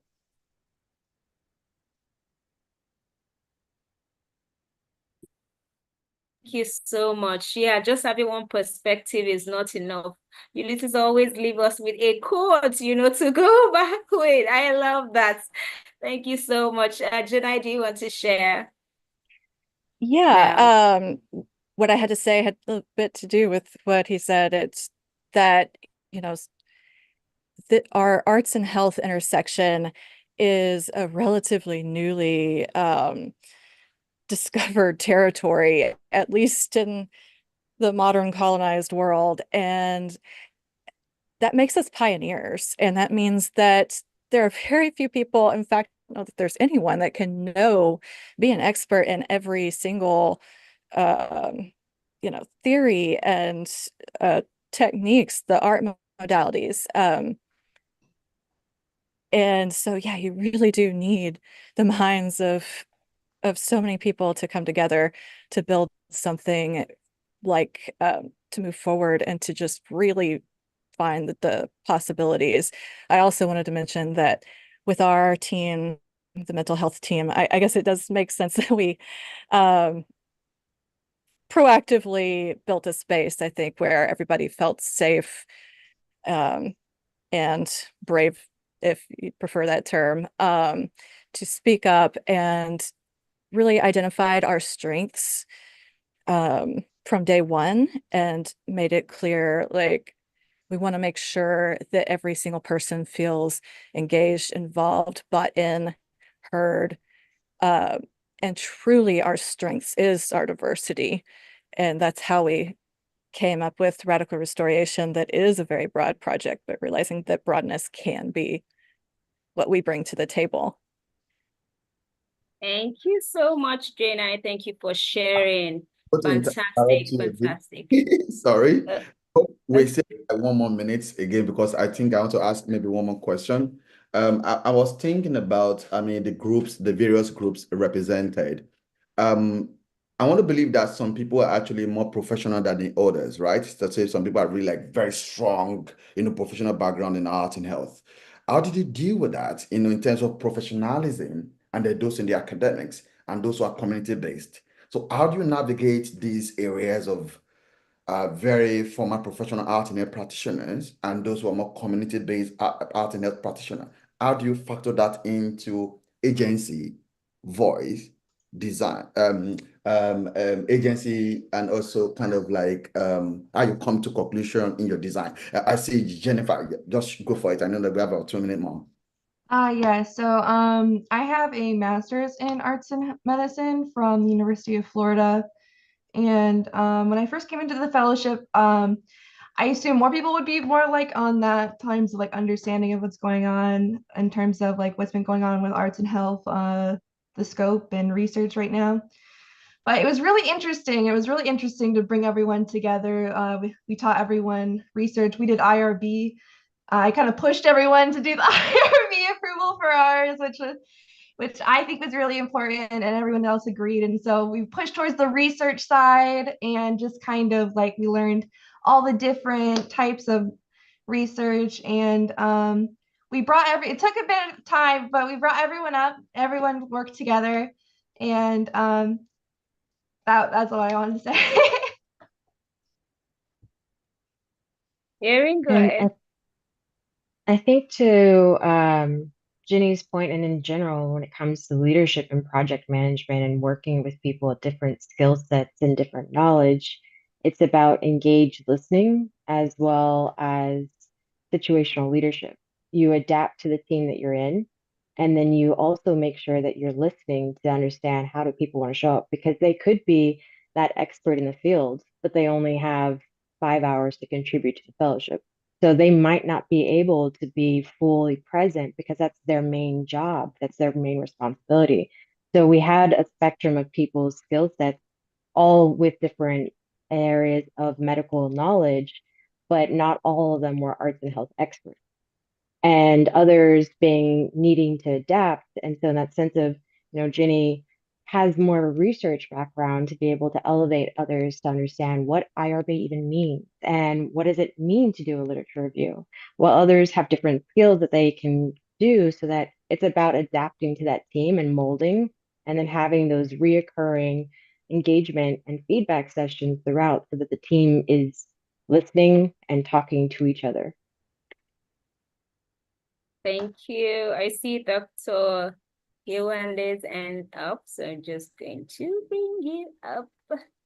I think Yes, just very quickly, I've worked in multidisciplinary teams going like 20 years, and actually what it always comes down to is having humility and having that humility to listen. And it's not about skills, it's not about anything else. I've been in groups where they're the most highly skilled people and actually nothing gets done because there's ego, there's everything else. And there's something that we don't really train ourselves at. Where's the humility to be open? I think Dr. Kunle said, come with an open heart and open mind.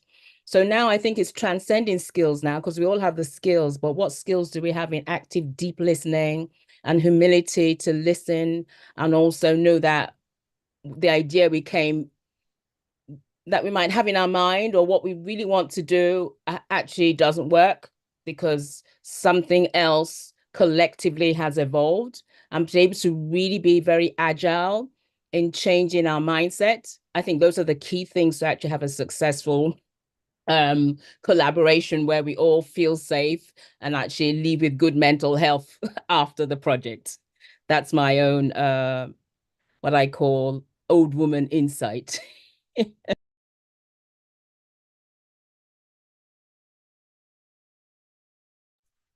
I don't think that's old anyway. No, I don't think so. Thank you so much for your input. I think from all that we've gotten so far, collaboration, working together with a team, is the next strategy for problem solving in the world, in any field, but especially in the field of arts and health. And so we should grasp the opportunity to even connect further. Global Arts and Medicine Fellowship has created our platform for us already. So let's continue to join the matchmaking up so that we can connect further. And also even the Global South Arts and Health Week as well. You want to probably join in so that you can continue to collaborate. And so I'm just going to go straight into Global South Arts and Health Week. Global South Arts and Health Week, Gsahw, as it's called, is a global initiative by the Global Arts and Medicine Fellowship to advance education, scientific research, and interdisciplinary practices of arts and health, creative art therapy, and community-based arts engagements in the Global South. And so if you want to join this, I know for everybody here already, you have no choice. You have no choice than to join in, all right? So the Global Arts Week in Qatar, which is happening this week, I'm excited already. You already know that this is the day 2 of the pre-launch, which is virtual, and so it continues even tomorrow on Monday. The actual physical event starts this week. And so the Qatar International Convening 2024 is produced again by the Global Arts in Medicine Fellowship in partnership with Qatar University, Alumni Psychology Chapter, Visits Qatar, Experience Qatar, Qatar Cancer Society, VC Hearts, a Global South Earth and Health Convoys, Gulf Good Vibes, and Ma'aba. And so you're welcome again to the pre-launch and to the main events happening this week. We'll just take, if we are still able to, we'll take a musical break and then we'll get back fully. Thank you. Hi, everyone. Welcome once again. My name is Churemi and I'm live at the studio here in Port Harcourt. Thank you so much for joining. I'll be performing a song I wrote titled Deepest, Warmest Love. And this song says that no matter where we're at life, we should make sure that what we're given is our deepest, warmest love, especially to those who do not have the opportunities that we do. Enjoy. Walking through the streets, I'm more aware that if I must love, I must give. That's so the very blind can push down those walls, and the lame rule the world as kings. For this I must give. Sooner or later we should know. Oh, that we can try and try to show. Oh, that all we can give is nothing less than our deepest, warmest love. 10 talents in or none discovered still, yet an ounce of will suffice. That's so this little child can run wild and free, and his dreams become reality. For this I must be, for this I must give. Whoa, sooner or later we should know. Oh, that we can try and try to show. Oh, that all we can give is nothing less than our deepest, warmest love. Than our deepest, warmest love. Absolutely beautiful, deepest, warmest love. That's from Chireme, who is also a musician, of course, a musician and a global arts in medicine fellowship fellow, a global arts in medicine fellow.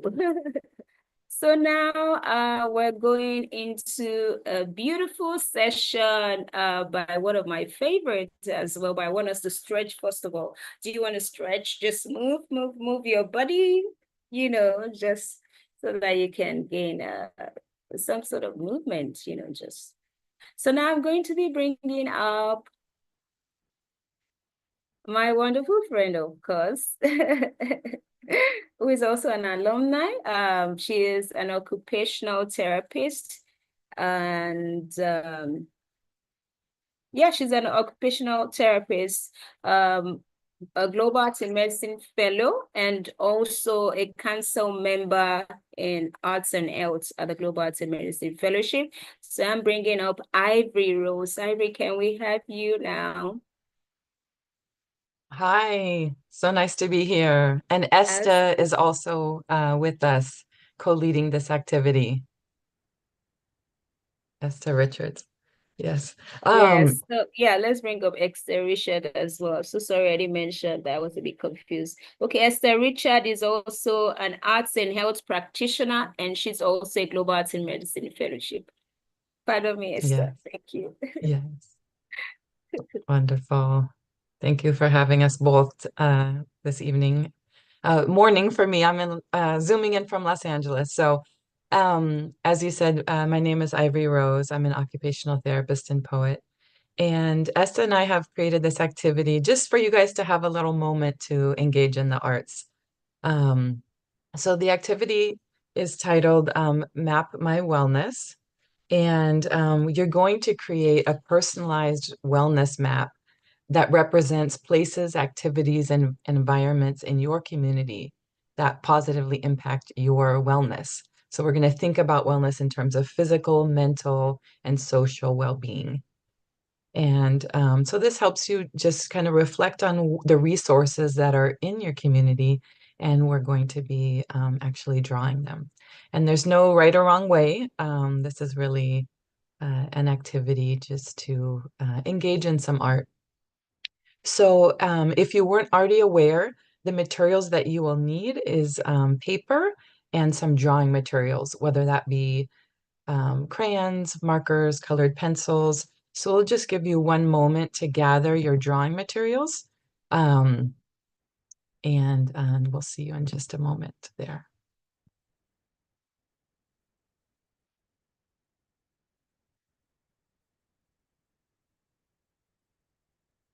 Okay.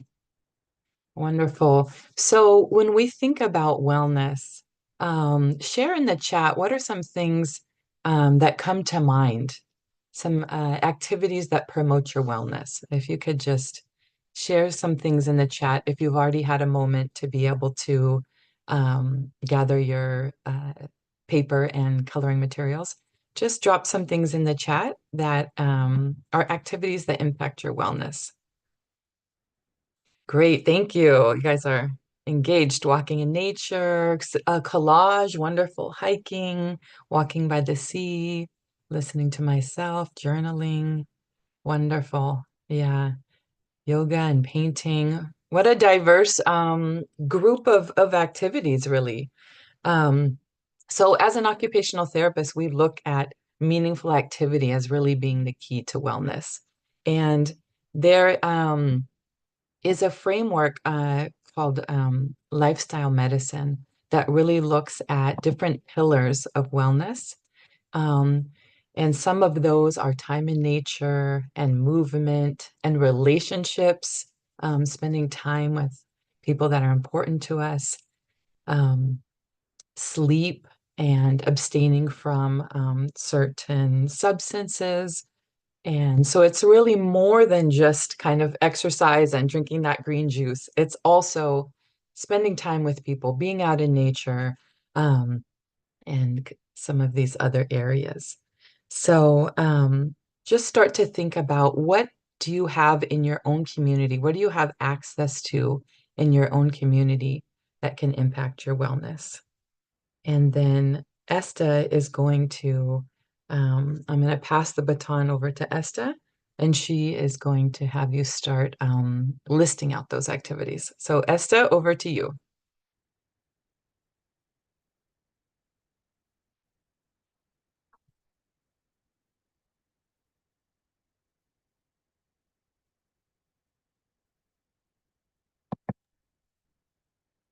Can you spotlight Esta? Sure.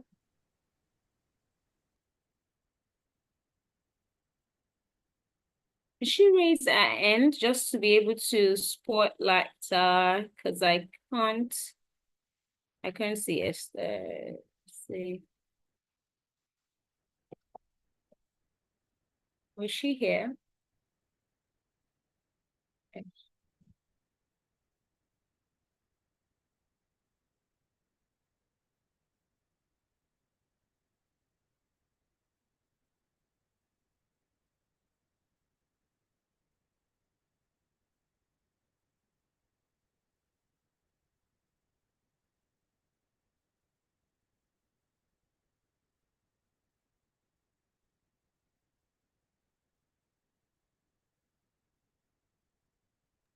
I'm not sure Esther is on this phone. No. Okay, then I'll go ahead and take over her part. And Esta, if you are here, please raise your hand so that I don't steal your part, okay? But just for the sake of time, so that we keep things moving along. So I'm going to invite you to just take out your paper and a pen or pencil, and I want you to write down places that support your physical health. Okay, so you're just going to make a short list. Places that support your physical health. So that could be a gym, could be a dance group, dance studio, could be a park, place that you like to go walking, a track that you like to run on. Maybe it's even a stationary bicycle in your own home. So places in or outside of your home where you feel that your physical health is supported. So just take a moment and write down a couple places.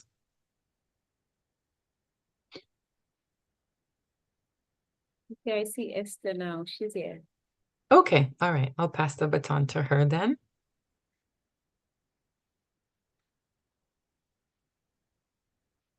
Good evening, everyone. Hi, Ivory. Hi, Esther. Just to let you know where we're at, people have just written down physical places, or excuse me, places that impact their physical wellness. So they're ready for the next step. Okay. Thank you very much. I was having some issues with network. I'm glad I'm here. All right. So I think the next thing would be to reflect on places that can promote your well-being, right? We talked about physical health, the things that help you stay fit, like parks, yoga, maybe the streets. And you can use symbols. I'm sure that Ivory has made you already understand that you can use symbols, whatever you can use that will, even if it's a cross, like, you could use a cross can signify maybe you take walks in the hospital, that works for your physical wellness. So now we're moving on to mental health. Places like quiet corners, meditation, sports, wherever you meditate is one of the places that you can factor in. Then your social health, you can look at cafes, community centers, places that you connect with people. For some of us in Nigeria, we spend a lot of time in church or basically at our workspaces, whatever that looks like for you. Write down these places like physical health, make a symbol, mental health, make that symbol, social health, you make that symbol. So just to clarify, also Esther, doing they're first making a list of these places, right? And then we'll get on to the drawing the map. Oh, great. Yeah, that's where we are now. Yes, thank you.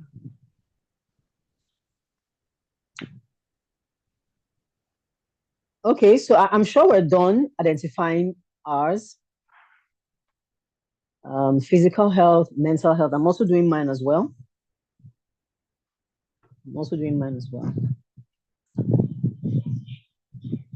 So I guess I'll hand over to you now. Okay, so if everyone's had the chance to write down a few places in your community that support your physical health, your mental health, and your social health, just have them listed on your paper. And now you're going to take a fresh sheet of paper and you're going to actually draw a map of the community. Now, it doesn't need to be to scale, but you're going to draw the things that you've listed and create a visual map of things that support your well-being. So I'm going to remove my blur background for a moment here. And I'm going to share my map here. So as you can see, there's a park that's very vital to my wellness. So time in nature. There's a desk with a journal. I love to write, especially in the morning. There is a little thing up here, which is a poetry open mic that I love to go to. And those little round dots represent all the people. So that's really a place that impacts my social health because I get to be around other poets and spend time there. I also drew my kitchen with fresh fruits and vegetables here and cooking. I have a stationary bicycle and there's also a person on the screen. So it's not just me alone, but there's someone on the screen and then also a friend that rides at the same time. And then I also drew an apple orchard and the ocean. So for me, these are things in my community that impact my wellness. So now that you've written your list of activities that promote your wellness in your community, now we're going to give you some time to actually color your own map. And as Esta said, you can use a symbol, or you can, draw to the best of your ability. And we will, if we're able to share screen, then we'll share some background music. Otherwise, you can put your own background music on, and we will give you about 15 minutes to color your own map. Any questions before we go to that?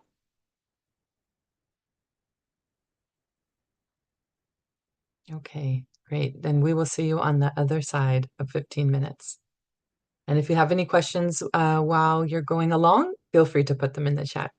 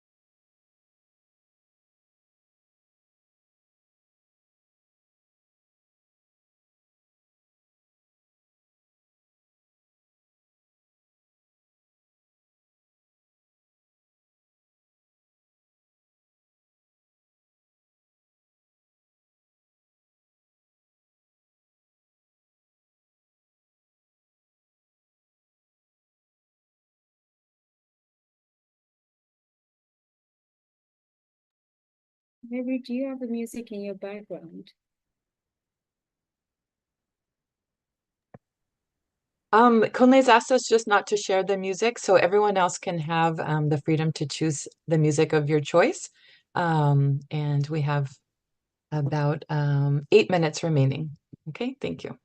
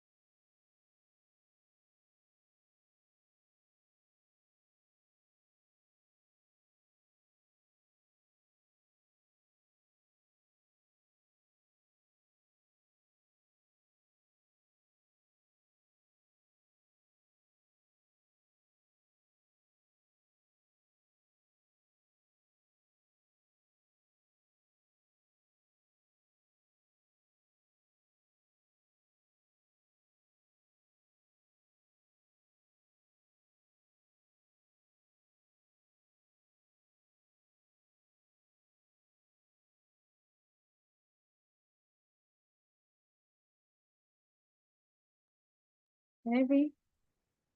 Yeah, time's up, so we can go right now.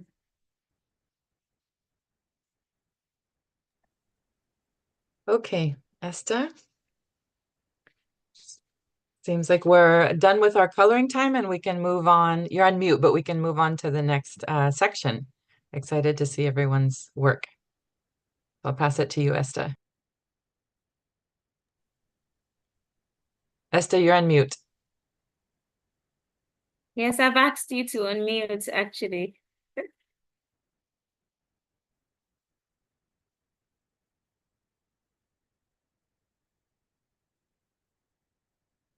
Try unmute All right. now.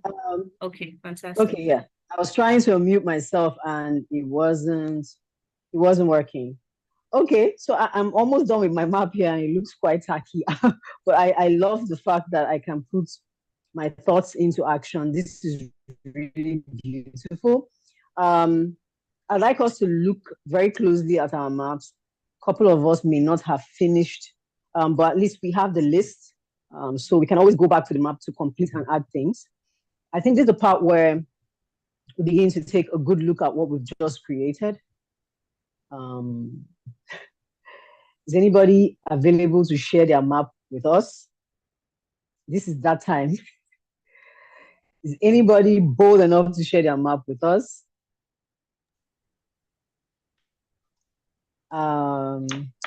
Yes, so that's where we're going to start from. So maybe you can raise your hand if you are ready to share just the part that it may not be your whole map, just the part that you've done. Maybe I'll just use mine. Close your eyes, everybody, so I can do ta-da and scare you all. Okay, so this is my map. I don't know if anybody can see my map. Can anybody see? Yes, if you just remove your blur background, I think that will help us. Oh, great. Let me If try. anybody's going to share, just remove your blur background so we can see better. And then we do have Jennifer with her hand up to share after you. Okay, great. So I'm going to share mine again. Now, my physical health. This cross is for the hospital. And this thing you'll see here is actually the hill. I walk up some dark hills in my area. It's not so dark. I couldn't find the correct color, gray. So, but I had to use black to line it. So it looks quite, look at it. That's a hill. I do almost like 10,000 steps 3 times every week. And this helps my physical health. Then I love to read about my health. I love to read a lot. So I think that reading also helps my physical health. I read a lot about the things that I do. Even when I want to go to the hospital, I also read as well. I like to be more informed about my health. So those are the 3 things for my physical health. Then the other one, you see this button here, it's WhatsApp. So my community is on WhatsApp. And there I find solace in that space, my community for women. The dance therapy community is on WhatsApp, and I find a lot of solace in that space because women share their personal experiences. We encourage each other in that space. So I use WhatsApp as the icon. This is my church's logo.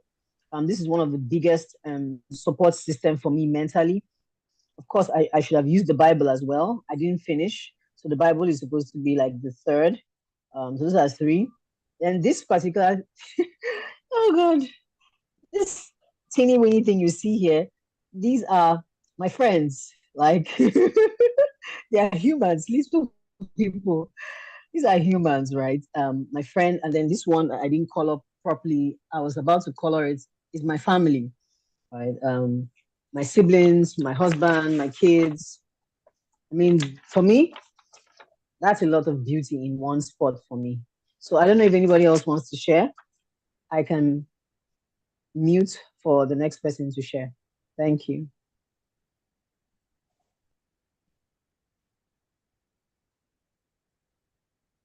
Jane, please go ahead. Oh, I meant Jennifer. Sorry, Deb. Oh no, okay. This is mine. Oh, I've turned off my virtual background too. So sorry. Okay. Okay, well, okay. So here's mine. You can really tell that I have an art degree. And I drew my favorite activities, which is currently walking. As you can see, I drew my favorite trees in Florida. It's a very weird kind of pine tree that just grows really tall. It has really thin pines. I really enjoy reading. Also for my mental health, I go to weekly therapy. I tried to draw my therapist's dog, who's like a very small poodle, but it was pretty hard. And I drew flowers that I really like, and I like playing games with my friends and reading, and so I drew those. And then I also drew my partner, who is bald. I did not just forget to draw their hair. And that is my small map. Thank you, Jenny. Can we quickly ask Mr. John, because we're way out of time, and so yeah, just quickly.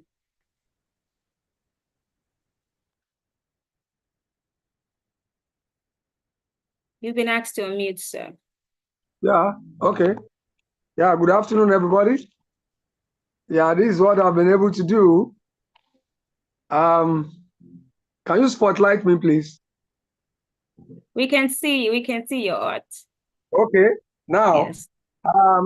in the center is this abstract figure, bold and smiling at situation. Yeah, that is beginning from me. I don't know whether it's visible enough.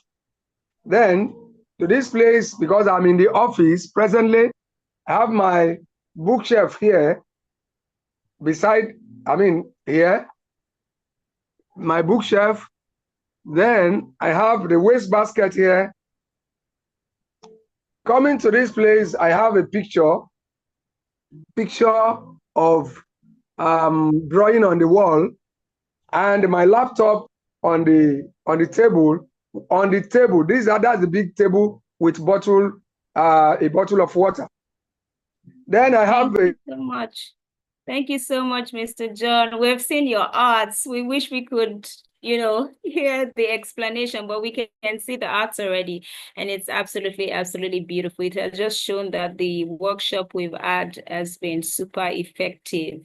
And so thank you so much, Ivory. Thank you so much, Esther. So good to have, being a part of that. We'll just quickly have,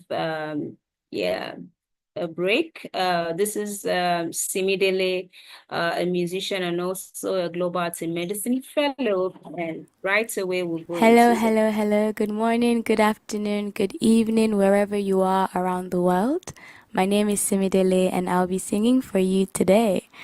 This is a song that I wrote. It doesn't have a title yet, but I hope you enjoy and I hope you're inspired. And welcome once again to Arts in Medicine. Okay.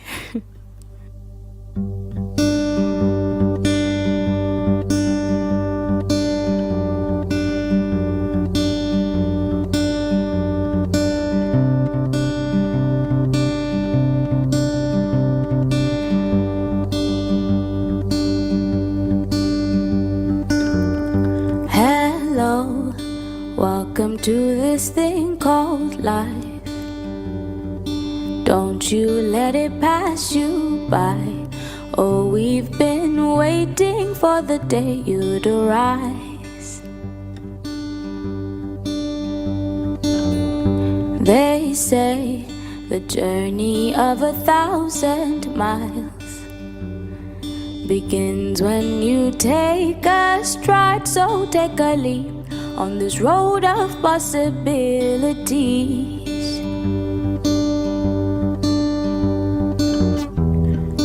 Be brave, go chase after all your dreams. Be bold now, row against the stream. Now is your time, can you see it? Keep hope alive and believe that you're the one we've been waiting for. Look up at the stars, you will see that the future is bright. Oh, believe that you're the one we've been waiting for. Show us what you've got in store. Hello, welcome to a brand new day. Don't worry, it is not too late. Shake off the dust, don't let the sun go to waste. Oh, be brave, go chase after all your dreams. Be bold now, row against the stream. Now is your time, can you see it? Keep hope alive and believe that you're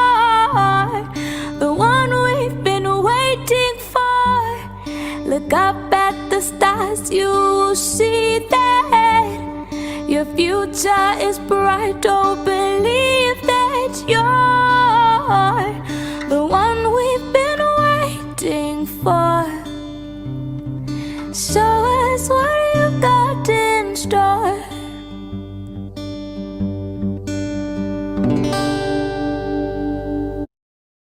Beautiful, beautiful, beautiful. Oh, that's just so amazing. And with this, we have absolutely come to the end of this remarkable and beautiful think tank. And I'm just so emotional, excited, inspired, by all the projects, and to take the closing remark is no one else than the absolutely amazing Ms. Oyindamola Faithful, who is the Director of Special Projects at the Global Arts in Medicine Fellowship. So it's an honor to have you here again. So much. Thank you, Damila. I hope you can hear me. I hope the echo is not too much. I'm joining you all from the Rencontres de Bamako. So photography festival, and see some photography behind me that we're just setting up for an opening. But I've been following this afternoon from here. I'm sure it's evening now in Qatar. And what a wonderful session. Myself and Mr. Kunle were, going back and forth in the comments, just truly in awe in how much we've seen this arts and health space grow. And also we've been able to see a change in terms of inclusion. I love what was stated earlier, that nothing for us without us. And today was really an assemblage. It was bringing together people from all over the globe with storytelling, through arts, through really targeted initiatives. I'm really excited about where we're going in terms of thematics in the arts and health space, and also what we're doing in terms of research as well. Over the last 6 years, we've been able to contribute to and produce research in areas that had previously been left off in terms of the conversation of arts and medicine, arts and health. I learned a new word today, restoration, which I'm absolutely obsessed with, and is a word that I want to be part of my everyday vocabulary.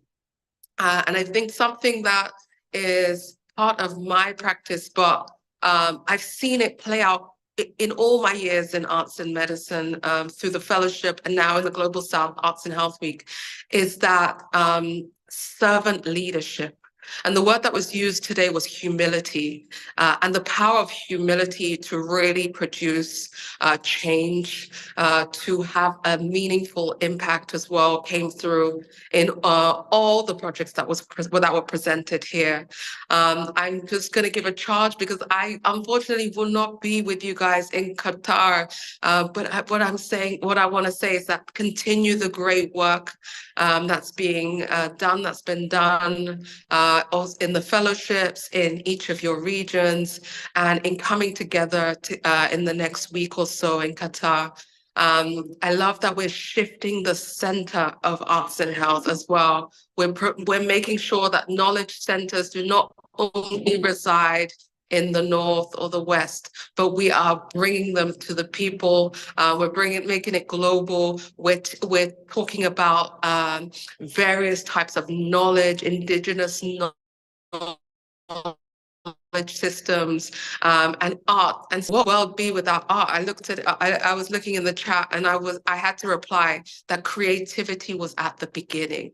This world is founded on art and creativity. There is no, I think I've seen a meme, there is no earth without art. And so I'll leave here with that saying. I know there's been quite a few sayings over the afternoon, evening, depending on where you're joining. And I thank you all for the great work that you're doing. I look forward to partnering, continuing to partner with you all. And I'm hoping I know the Arts and Medicine Fellowship goes live feet. But for those of you who maybe this is your first experience or knowledge about the Global South Arts and Health Week, do follow the conversation. There's lots of join the website, click the link, check out the timetable. There's things in person, online. Let's keep this conversation going. There's so much that we can do to influence, shape, and heal the world. Back over to you, Damila. Amazing. Thank you so much, Miss Oinda. Always a joy to have you. I'd like us to quickly take a picture with Miss Oinda and of course with all the presenters that I've shared today. So if you can, could you please put on your camera so that we can have this memorable moment together.